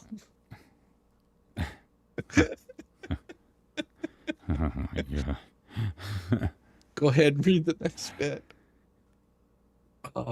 In or around late July or early August 2022, the complainant settled her case with Electric Boat on her own. Before distributing the settlement proceeds to the complainant, the counsel for Electric Boat contacted the respondent to inquire how much he sought in attorney's fees pursuant to his May 23, 2022 email to the counsel for Electric Boat, claiming a lien on any award the complainant received. On or about August 10, 2022, Electric Boat mailed a check in the amount of $1,000 to the respondent. The respondent deposited the check on August 18, 2022. The instant grievance complaint was filed on June 2, 2022. On October 3, 2022, the Windham Judicial District Grievance Panel found that there existed probable cause that the respondent violated Rule 1.5b and 1.5c of the Rules of Professional Conduct. Go figure. And the matter was referred to the OCDC because apparently they just couldn't let it go. The original probable cause letter noted respondent's claimed fee letter does not provide that he's entitled to an hourly fee of $350, nor does it provide that in the event that the complaint terminated his services, he would be entitled to an hourly fee. Further, it does not address his rights to any settlement agreed to prior to his termination or subsequent acceptance of a settlement offer made prior to termination, but accepted after termination. Respondent claims his fees agreement provides for a $500 retainer. However, there is no mention of a $500 retainer in the emails asserted to constitute the contingent fee agreement. Based on these findings, the panel finds that there is probable cause to believe that respondent may have violated one or more rules of professional conduct in his representation of complainant. Yes.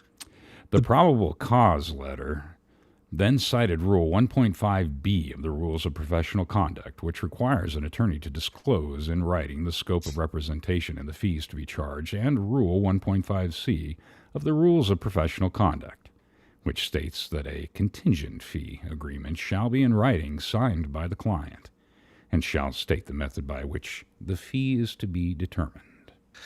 Now, the panel concluded that an exchange of emails can satisfy the requirement for a written agreement signed by the client, but noted again that there was no support in the emails alleged to contain the respondent's fee agreement for the $350 per hour.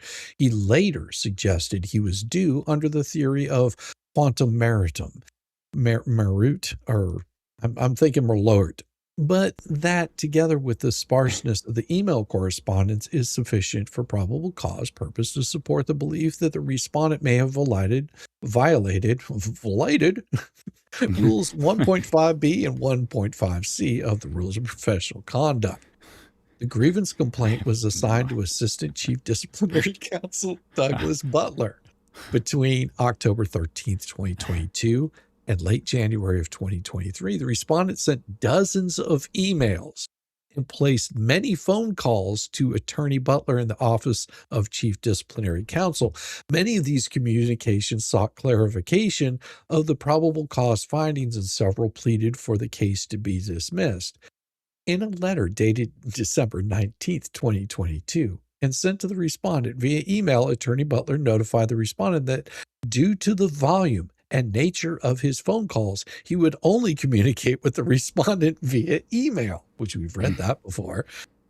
Now, in that letter dated December 19th, 2022, Attorney Butler tried to explain the probable cause findings of a violation of Rule 1.5C of the Rules of Professional Conduct. And Attorney Butler wrote, in your best Snape voice. Yes. Your purported contingency agreement is completely bereft of any indication as to whether or not... Started up here. What? Oh, I shall start all over again. Rule 1.5C provides in relevant part, a contingency fee agreement shall be in writing, signed by the client, and shall state whether and to what extent the client will be responsible for any court costs and expenses of litigation, and whether such expenses are to be deducted before or after the contingent fee is calculated. This is getting weird. The agreement must clearly notify the client of any expenses for which the client will be liable, whether or not the client is the prevailing party. Emphasis in the original letter. Harry Potter, you done fucked up. Attorney Butler continued, your purported contingency agreement is completely bereft of any indication as to whether or not the complainant would be responsible for any court costs and expenses of litigation during your representation. As a result, your asserted contingency fee does not meet all the requirements for a contingency fee agreement and therefore violates Rule 1.5C of the Rules of Professional Conduct. The respondent latched on to Attorney Butler's writing, whether or not in his explanation of the rule he just quoted, noting that Rule 1.5 uses whether as opposed to whether or not in describing the attorney's obligation regarding disclosure of any expenses the client would be responsible for. The respondent argued that since the complainant's matter was a CHRO filing and that there are no court or litigation costs in CHRO cases, there was no need for him to notify the complainant of that fact. Basically, fuck you. Mm-hmm. Yes. Oh, go ahead. Hit the next one. On December 21st, 2022, the respondent wrote a lengthy public post on his personal Facebook page titled, I'm a dumbass. Oh, no, sorry. After 26 years, prosecuted based on a grammar error. The persecuted little leprechaun went on to say he identified Attorney Butler by name, noted he was in first year in the OCDC, and characterized his as one of Attorney Butler's first big cases. The post included a link to Attorney Butler's LinkedIn page, and also named and cast aspersions on the panel counsel for the Wyndham Judicial District Grievance Panel. The respondent's post did note that Attorney Butler corrected his paraphrasing of Rule 1.5C in a subsequent letter the next day. However, the respondent's post continued. With no regard for harming my livelihood, my law practice, my clients, or my family, ACDC Butler is determined to bring me to justice for not writing. He just wants to pound it into me. There's no litigation costs in this CHRO. The respondent sent a copy of his Facebook post to the Connecticut Law Tribune, CLT. On January 10th of 2023, the CLT published an article titled, "I have to sit here and squirm. Solo practitioner Deuce Matskin is very worried." Now, in the article, the respondent was quoted as, Oh, wait a minute. Where am I? What? I was taking a Deucey drink. talking. It's Deucey talking. Where is he? Right there. This is 26 years. 26 years. Oh, this is 26 years of a perfect clean record. My reputation is important to me, and I'm proud of it. People look, people look up to you to see if you have some sort of a disciplinary record. You have no idea what kind of harm and impact on a livelihood I almost thought he said black man. A black mark has on a disciplinary record. I was like, wow, this guy just went totally left field. And I can't abide that. It's too important to me. I'm trying to make a living here. Walking the streets daily. Oh, wait a minute. No. I have a kid in college. I cannot just sit back and let this guy think that he can do this for this nonsense. Well, the article Two snaps up and a twist. The article also included comments from attorney Mark Dubois, former chief disciplinary counsel, who noted the rule requiring attorneys to provide a fee agreement is not precisely written, but the rule is the rule. Even if you're not going to charge a fee, you have to give them a letter. And on February 6, 2023, the Connecticut Law Tribune published a letter from the responding titled "Clarifying the Issues in a Disciplinary Matter." In that letter, the respondent stated that he had sent a copy of his Facebook post to a Tribune reporter. He explained that, unbeknownst to me, the reporter sent the respondent's post to attorney Dubois for his opinion. That attorney Dubois' interpretation was that the respondent had committed minor misconduct and expected a free pass. The respondent wanted to clarify that the matter was an abuse of disciplinary counsel abusing his power to disrupt the practice and life of a lawyer and threaten their clean public record with a made-up charge. The respondent wrote, My point was that this is abusive. "Oh, we like this." Because it is. Unless there's whips and chains. It is clear Mr. Butler is not pursuing this because of any misconduct, but because he's determined to blacken my record. God, just I know, right? Hardcore. He just keeps wanting to go down that road, and he's really like right on the border, right there. What is his deal with blackened? I'm Man, waiting to see him put something about cotton fields or something in there. Jeez, please don't. I know. Jesus.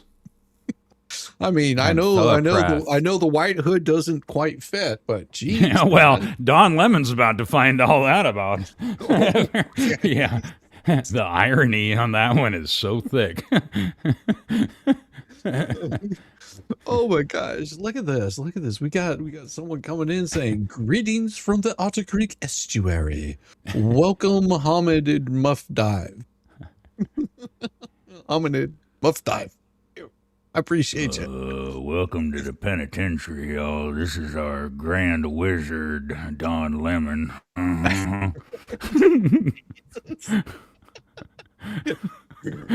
Sure. I don't think the Aryan Brotherhood's gonna take too kindly to that.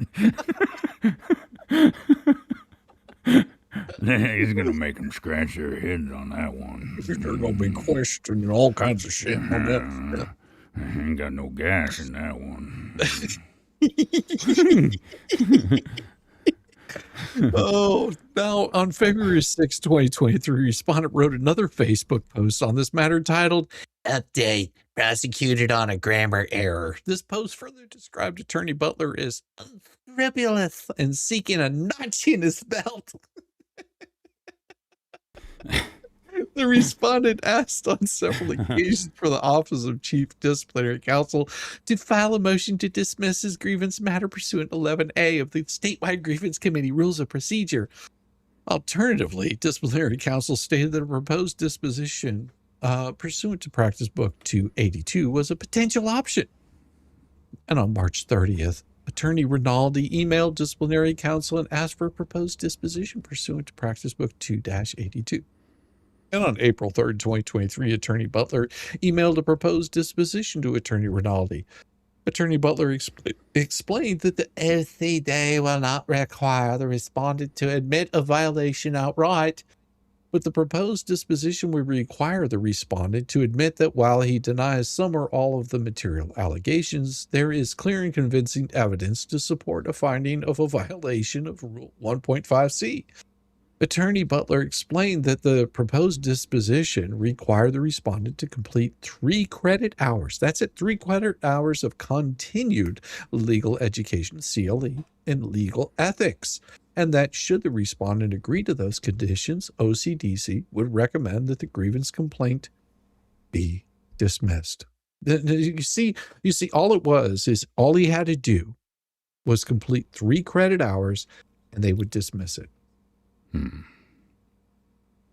Oh. Well, but then, that would also go into hand in hand with him admitting any wrongdoing. Yes, it's Kevin. Or accepting any responsibility. Oh, Inspector Guy. Oh, the Aryan Brotherhood, they're all throughout federal and state prisons and in jails too. So. Yeah. And they do like some, dark meat every so often, just saying. Attorney Rinaldi sent an email to Attorney Butler in which he asked, is the 1.5c violation that there's no agreement at all, as you told me on the phone, or is the 1.5c violation that the purported fee agreement was not compliant due to one or more specific deficiencies? Without this clarification, the respondent cannot make an informed decision and does not feel he can truthfully state that what is in paragraph 6 of the affidavit. He's not asking for anything in the draft you sent to be revised, only for your written clarification in an email to me. Doozy. Well, 18 minutes later, Attorney Butler replied, OCDC is withdrawing the offer of a 2-82 agreement to your client. SGC will notify you when the contested hearing is scheduled. I consent to any request that you and your client appear remotely at the hearing. So put up or shut up, asshole. The proposed disposition was never signed by the respondent or submitted for consideration by a reviewing committee, and the respondent submitted the email exchange cited above into the record as an exhibit. And go ahead and read that, and it's going to be good. The Office of Chief Disciplinary Counsel filed additional allegations of misconduct. This is Deuce speaking, just so you know. AM. Huh? This is Deuce speaking, just so you know. Oh, the morons talking? Oh. Mm-hmm. The Office of Chief Disciplinary Counsel, he doesn't deserve my voice. Counsel filed additional allegations of misconduct, AAM, against the respondent on August 3rd, 2023, citing the volume and tenor of the respondent's phone calls, emails, and public postings. Disciplinary counsel alleged that he, the respondent, violated Rule 4.4a of the Rules of Professional Conduct by using means of communication that had no substantial purpose other than to embarrass and or burden other individuals, namely Attorney Butler, the OCDC, and the SCG, and others. Now, in testimony during the May 1st, 21st hearing, the respondent conceded that the emails constituted his purported fee agreement did not include language authorizing him to place a lien on any award or settlement reached by the complainant after his discharge. You might want to get that checked, and maybe that's why he had to go to the hospital. In the same testimony, the respondent conceded that his purported fee agreement did not cite hourly attorney fees as an alternative means of compensation should the complainant terminate his services prior to the fact-finding hearing. This reviewing committee also considered the following. Go ahead. That's normal voice there. The complainant testified that she did not retain the respondent to represent her in her CHRO case against Electric Boat, that she only hired Miss Knotts to help her claim. However, in her February 23rd, 2022 email to Miss Knotts, she asked, "Will you find an attorney to represent me at this fact-finding conference?" Miss Knotts replied with the respondent's name and a reference to filing an appearance for him. Wait a minute. Him? Oh, that was a dude? Oh. Yeah. In her May 2022 email, the complainant wrote, I am releasing attorney Bruce Matskin as my attorney because he's a fucking idiot. Well, he didn't say that. In the complainant's email to the respondent on May 23rd, 2022, she wrote, you have made no attempts to speak with me as your client. Oh, well, that complainant answered no. When asked if she recalled agreeing to the respondent receiving 25% of any award he obtained for her. However, she wrote in her complaint that she was advised of a contingency fee, and her complaint included emails which she agreed to the 25% contingency fee should the respondent secure a settlement payment for her. The complaint testified that when she wrote in the January 12, 2022 email, I'm ready to pay the $500 for services whenever you guys are, she understood that the $500 was to be Miss Knotts. And it just always looks like Miss Knotts.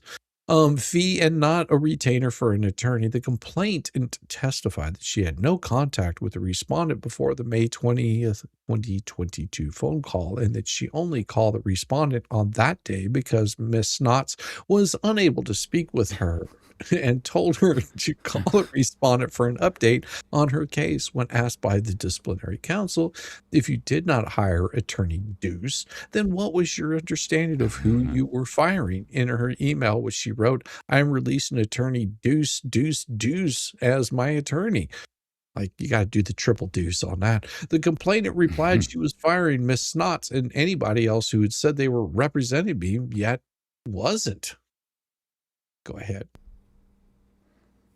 The complainant testified that her payment from Electric Boat was delayed due to the lien the respondent placed on any settlement she was to receive after he was terminated as her attorney.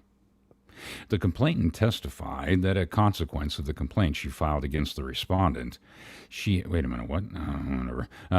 has personally been attacked on various platforms of YouTube. Sounds familiar, doesn't it?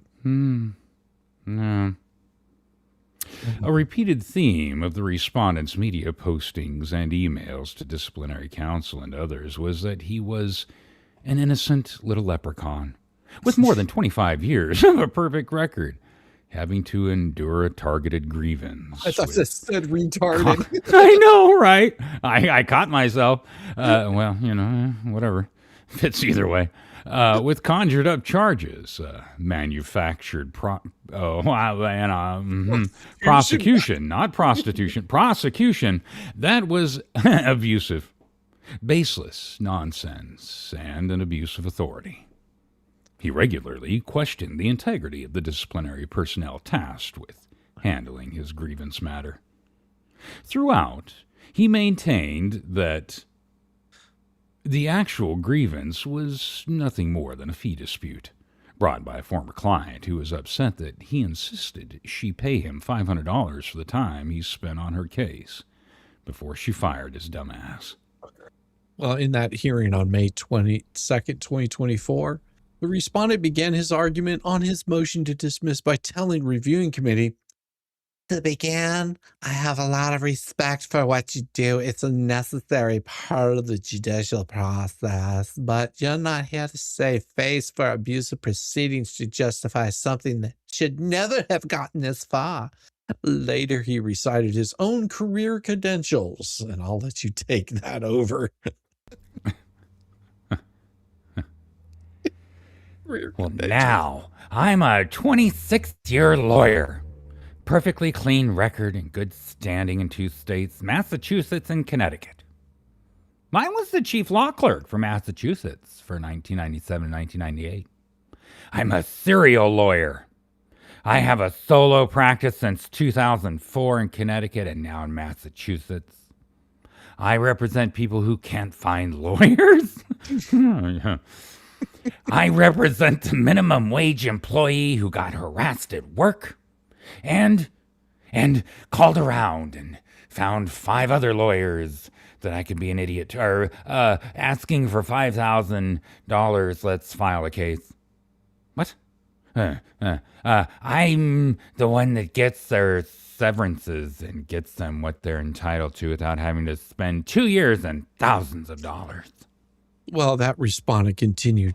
Doug Butler took a rookie disciplinary counsel, first of all, and I'm a little offended, if I might be candid, and that they would put a first-month disciplinary counsel to make his bones. Because I like bones. Just give me a bone. Just give me a bone from the backside. In the hearing on May 1st, 2025, Attorney Villar asked the respondent about his many emails to disciplinary authorities. And I'll do the questioning and you do the answering because you would be deuce. You engaged in numerous emails through the course of this grievance proceeding with disciplinary counsel, statewide grievance committee, and bar counsel. Is that correct? Well, part of the process. That is correct, yes.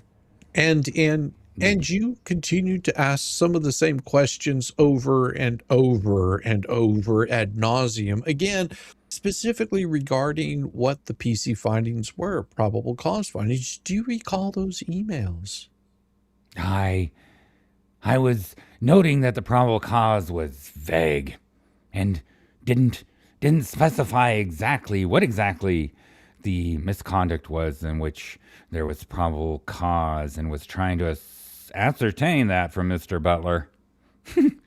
And Mr. Butler would only continuously refer to me back to the probable cause. And I'm saying, well, we're talking in circles, Mr. Man, because what I'm trying to do is get beyond this probable cause thing and find out what you're saying. I did that constitutes misconduct. Now the respondent testified, I believe I was being treated unfairly, and discussed the proposed 2-82 disposition he had at one point been offered by the OCDC. Go ahead. And that's the most unfair thing, was that I was ready to stop lying or playing. You know, I didn't want to play anymore. No, not in the sandbox. Because, well, the jumper cables were rubbing my nipples raw and the battery was out of juice. And I was so I wanted to do a 2-82, and we requested it. It was provided, and the email with the accompanying affidavit that I was supposed to sign invited Mr. Rinaldi to ask any questions or concerns. And he did. And he said the question is what the specific factual misconduct. We thought that was a very reasonable question and concern. But 18 minutes later, Mr. Butler emailed back saying, sorry, we rescind the 282 offer, you little fucking Indian givers. So, yes, I believe I was treated unfairly. Well, later in May 1st of 2025, hearing in response to questioning by counsel, the respondent conceded his fee agreement was deficient in terms of information and did not include question. And would it be fair to say that after reviewing the emails that represented his fee agreement, that nothing in these emails contemplated how to handle what would happen in terms of fees were terminated, Deuce? That's correct. The answer is I don't know what I'm saying. I did not say, and by the way, if you terminate me and I spent hours, I almost thought it said fur there for a second, hours of time, then this is what's going to happen. Or this is how much I'm going to seek in quantum merit. That was part of my fee agreement. At some point, did you come to the conclusion that the absence of such language would render your fee agreement vague within the meaning of Rule 1.5? Well, you know I'm willing to work. Oh, look, I don't know what I'm saying here. Look, it's not a bad thing to include that. I don't believe this was the basis for original probable cause of the original grievance by Miss Jones, or even anything Mr. Butler was planning on. claiming constituting misconduct. But nevertheless, I intend to and include presumptive hourly rates, even if it would never apply. Okay. And in this agreement, this retainer agreement with Miss Jones, are you prepared to state that your agreement with Miss Jones that you had none of the language in there?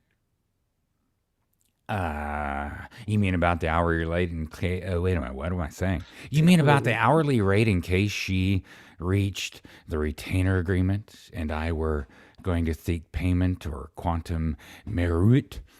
The answer is correct. I didn't. Well, then why the fuck didn't you just say that? I did not include that information. Well, Attorney Villar then asked the respondent to repeat what the hell he had said. The answer. Yes. The answer is correct. I did not include that information. It did not tell. I did not have anything in my agreement that said, look, Mr. Man, if you terminate me after I've spent hours of time and I need to seek quantum merit, then this is going to be, it's going to be something, the hourly rate. And I didn't put that in there because I didn't think the rule, and this guy can't figure out what the fuck he's saying. And I didn't think the rule actually requires it, but it's not a bad thing to include. Include what? You haven't said a fucking thing. Exactly. It continues. And it's not anything anybody picked up on here. Well, no shit. It wasn't even, part of her grievance or part of the reason I was beige. No, because now he's not black anymore. He's beige. And, accused of, misconduct or something. The respondent's counsel, they continued to question the respondent. And they said, oh my God. This agreement with Miss Jones had no provisions about attaching a lien to her settlement as well as her result of termination. Correct? Correct. And my same explanation, which was fuck all. Well, in its closing argument, the respondent's counsel stated the respondent accepted responsibility for his errors. Attorney Bruce Matz can testify credibly today that he took immense pride in a clean disciplinary record, same as a clean ass, because that's where all that toilet paper goes. And I would submit to you that his defense of this case has been aggressive. He's stroking it hard. But what I also heard today from Attorney Deuce is testimony that he admitted that he fucked up. And he authorized me to stand in front of this panel, pull my pants down and shake my willy and say that this fee agreement could have been way better than it was. He testified to that, and he also testified to you that he would be working to correct that going forward. I won't fuck up again, except until I get to Florida, where I will. But give me 5 minutes, and like the weather, it'll change.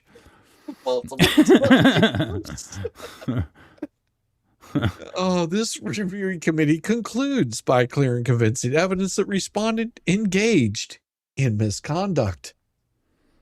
Now, Rule 1.5 of the Rules of Professional Conduct states in relevant part the scope of the representation, the basis or rate of the fee, and expenses for which the client will be responsible shall be communicated to the client in writing before or within a reasonable time after commencing the representation.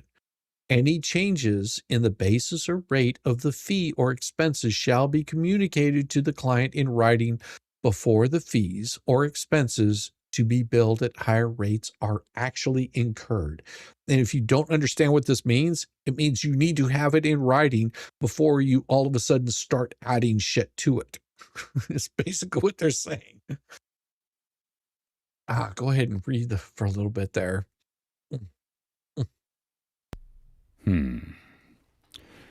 Many attorneys find it prudent to draft a template containing the complete scope of their services to be edited for each client as needed. But the rule only specifies that the terms of representation be provided to the client in writing before or within a reasonable time after commencing representation.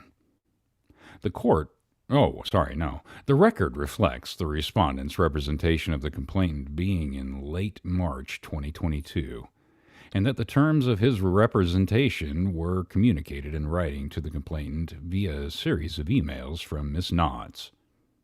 The record contains emails disclosing a fee of $500 per day for any fact-finding hearings the respondent was to attend, and, if a successful settlement was reached, a percentage of any award he was able to secure for the complainant. See emails from Mike Knotts on March 25, 2022 and March 28, 2022, Supra. The records does not contain an email explicitly referencing a $500 retainer fee until the respondent's email to the complainant on May 20th, 2022, long after his representation of her began. Now, the respondent cites the complainant's email to Ms. Knotts on January 12, 2022, in which she wrote, "I'm ready to pay the $500 for services," as proof the complainant had previously been informed via email of the $500 retainer fee, but no email informing the complainant of a $500 upfront retainer fee is in the record. If such an email exists, the respondent had ample time to obtain and submit it. Further emails from Ms. Knotts to the complainant state that the respondent would be due 25% of any settlement offer the respondent was able to obtain from the complainant. There was no language in any emails in the record authorizing the respondent to submit a claim to Electric Boat for any percentage of any settlement obtained by anyone other than the respondent. There was no language in any of the emails authorizing payment to the respondent, Ducey, should his representation be terminated prior to any settlement. Therefore, there was no authority in the respondent's purported fee agreement for his May 23, 2022 email to the attorney for Electric Boat, in which he claimed a lien on 25% up to $15,000 as a legal fee and asked counsel to hold 25% of any eventual settlement until she received legal instruction for disbursement.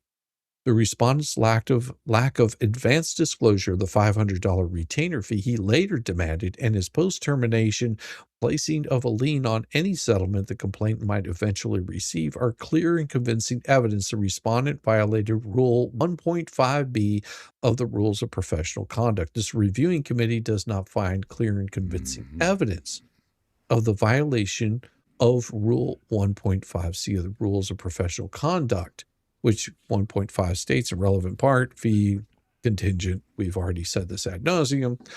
The respondent expected contingent fee percentage and the condition under which it would be earned were disclosed to the complainant via email prior to the commencement of his representation of her, and the complainant accepted those conditions in writing via email.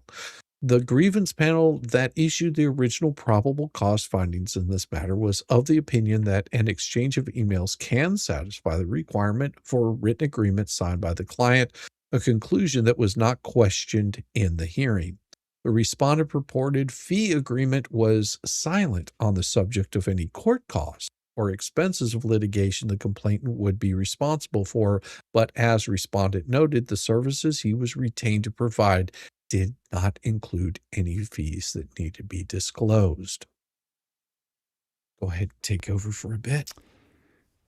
The commentary to Rule 1.5c also notes, in matters where a contingent fee agreement has been signed by the client and is in accordance with General Statutes 52-251 what the fuck? C.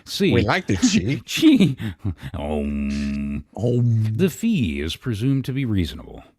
This refers to Connecticut's fee cap statute, which limits the percentage of a personal injury award an attorney may claim as a fee, and also specifies language that a fee agreement must contain if the attorney seeks a client's waiver of the fee cap. The complainant's CHRO complaint sought emotional distress damages, which would bring it under the purview of this statute. Attorney Villar cited Lawrence Parnoff versus Darcy whatever, 139 blot letters numbers And Perkins and Mario. Mario shit. Kart. I'm having a brain fart. PC. Anyway, versus Albert and what is up with these people's names? Letters, numbers. As support for finding violations of Rule 1.5c for failure to include the mandated statutory language. However, the facts of those cases are distinguishable from the facts of the instant grievance matter. In Parnoff, the attorney claimed a fee that was greatly exceeding the statutory fee cap. Here, the respondent's 25% contingency fee was within the parameters established by the statute. In Perkins and Mario, the court held the award fees to discharge attorney who handled a personal injury matter on contingency basis and had no written fee agreement was against public policy. Here, the respondent did have a written disclosure in terms that reasonably, if imperfectly, complied with Rule 1.5c. This committee also does not find clear and convincing evidence of violation Rule 4.4a of the Rules of Professional Conduct. 4.4a states in relevant part in representing a client, a lawyer shall not use means that have no substantial purpose other than to embarrass, delay, or burden a third person.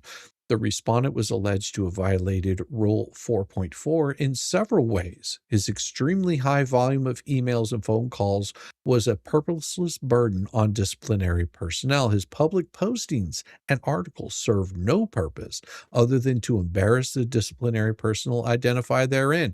His filing of motion after motion after motion after motion was essentially just a delaying tactic. And I'll let you read the rest of this because this is the glorious part. While many of the respondents' emails and public media posts may have been ill-advised, no shit, this reviewing committee does not find clear and convincing evidence that those communications rose to the level of ethical violations. Really? Oh, it gets better. This reviewing committee reviews the respondent's violation of Rule 1.5b of Rules of Professional Conduct to be serious. And we note that the respondent provided the complainant with a proper fee agreement. Wait a minute, I think I read that wrong. Complainant with a proper fee agreement, the subsequent disputes might have been avoided. Okay. Had they? All right, that's what I missed. Yes. We order the respondent to make the restitution to the complainant in the amount of $1,000, representing the attorney fee the respondent received from the complainant's settlement. The respondent shall pay said restitution within 30 days of the date of this decision by providing a certified or bank check to the Office of Chief Disciplinary Counsel made payable to the complainant. The respondent shall provide the statewide grievance committee a copy of the check when sent to the Office of Chief Disciplinary Counsel. And if you know what that means, 10/17/25. If you know what that means that he has a black mark on his record now. But it won't show up, and I'll explain this.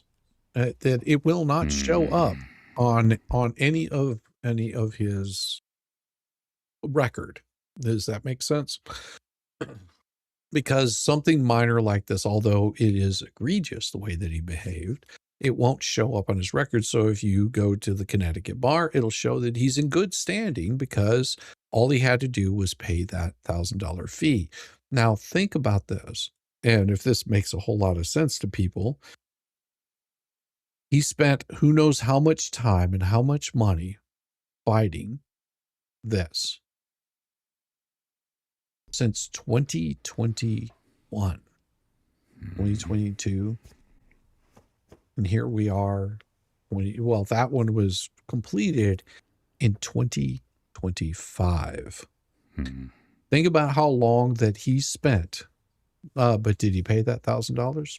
Apparently he did, because he's still in good standing with the bar in Connecticut. So apparently he did.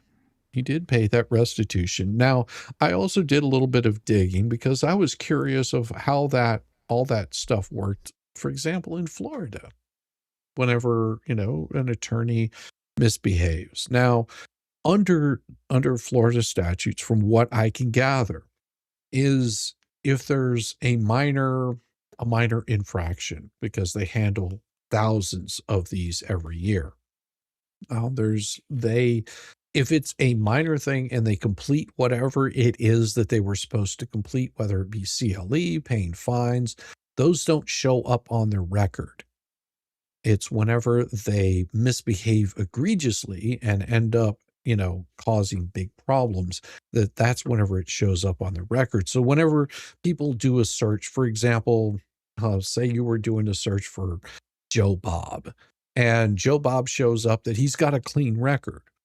It doesn't mean that he hasn't been disciplined. There is a possibility that he's been disciplined in some case that doesn't show up because they've completed whatever coursework they need to. And that's the way that Florida works. So it doesn't necessarily mean that they're not doing shady shit. It's just that Florida gives them a little bit of a pass on some of that, because some of it can be avoided, some of it can't be avoided. And they do take complaints seriously with these, as they should, because they're wanting to make sure that they have ethical attorneys in the state of Florida. And that's that. Like I said, I'm not trying to bust anybody's balls on this, but it was amazing to me that whenever people were talking about how Deuce was behaving all ethically and that there was no issues, that oh no, he's never done anything bad or wrong. Well, in truth, he has completed whatever he needed to complete, but it doesn't mean that he's been all on the up and up all the time. And that right there is what needed to be pointed out, because as things progress, in the weirdest way, it's going to be interesting to see how his behavior in Florida gets represented in both Massachusetts and Connecticut and Florida.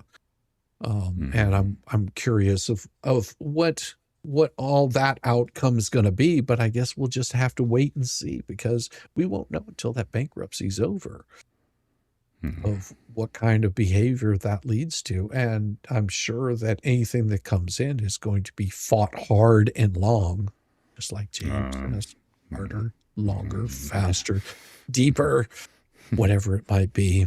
But with that, everybody, it's 2 hours, 21 minutes I've been going at this, and I'm going to send all you guys over to go see the most wonderful, and hopefully he got part 3 there. Nick Ricada got part 3.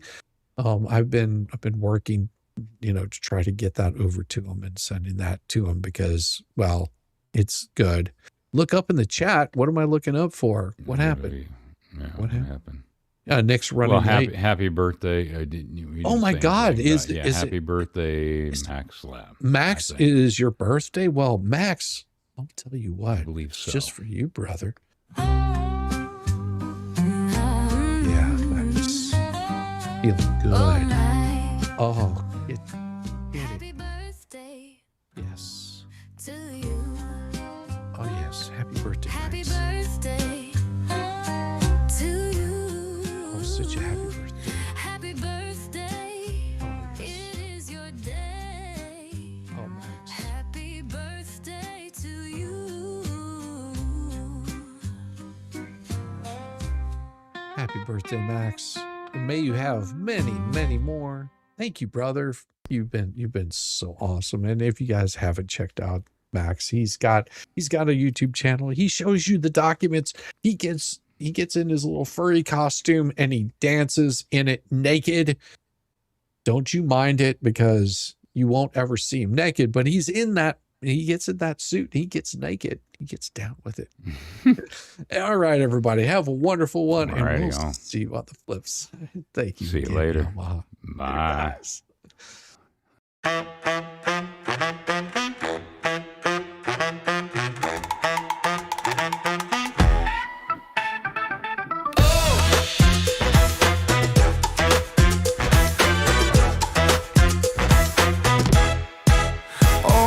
Thought I I was done, bless your heart. But I'm still living rent-free, it's a work of art. Call me daddy, call me Papa Nut, call me the GOAT. You're paddling upstream while I'm running this boat. You say, I don't care, yet you're glued to the screen. Bathe in my glow, you're so unclean. Your shade like a breeze, it's barely a draft. I'm the Picasso of roasting your ass. You say you're over me, oh how cute. But here I am, still the star of your loop. You're my biggest fans, don't even deny. So grab some popcorn when daddy goes live, live, live, live, live, live. Call me daddy, daddy, daddy. Yeah, shout it loud. You're a mental midget while I stand proud. Papa Nut, Shizzy, daddy, headline act. Your background noise and it's just a fact. Call me daddy, daddy. Let's face the score. You hate that you love me, but you keep wanting more. You're like a dog chasing cars, you don't know why. You don't know why. But here you are barking while I touch the sky. While I touch the sky. Your comments are gold, such comedy gold. Who hurt you? Oh wait, it's me, I'm told. You're keeping tabs like an unpaid intern while I'm cashing checks. When will you learn? Your timeline's a shrine to every move I make. I'd say thanks, but you're a nasty skank. Oh, Shizzy's washed up. Yeah, sure, Jan, yet here I am, the centerpiece of your plan. You hate, watch my stream every damn night. That's why, kiddos, I'm still shining bright. Call me daddy, daddy, daddy. Send in your bread. I'm living rent-free in your effing head. Papa Nut, Shizzy, daddy on your brain. I'm your mental landlord, you wanna complain. Call me daddy, daddy. Let's keep it real. You hate that I'm winning, but you love how it feels. Oh, I'm sorry that I break your streak. You tried to ignore me for like half a week, but daddy's too spicy, you can't look away. I'm the train wreck you need every single day. So while you're out there rich, you're trying to chase cloud, I'm here sipping coffee watching you freak out. You're irrelevant, wow, what a take. Now go rewatch my vids and I count how much I make. Call me daddy, yeah, own it now. I'm rent free your brain and you don't know how. Papa Nut, Shizzy, daddy, let's set the bar. I'm bigger than life, you're a burned out star. Call me daddy, embrace your role, 'cause I'm the main character. You're just a troll. So here's your bedtime story, kids, sweet and snug. Shizzy daddies forever if you're stuck in the mud. Now say goodnight to Papa Nut, your mental king. Oh wait, you will see me tomorrow, same obsession, same thing. Call me daddy, yeah, own it now. I'm rent free your brain and you don't know how. Papa Nut, Shizzy, daddy, let's set the bar. I'm bigger than life, you're a burned out star. Call me daddy, embrace your role, 'cause I'm the main character. You're just an old raggedy ass burned out troll. So that's your bedtime story, kids tucked in sweet and snug. Shizzy daddies forever, you lose and you're stuck in the mud. Now say goodnight to Papa Nut, your mental king. Oh wait, you will see me tomorrow, same obsession, same effing thing.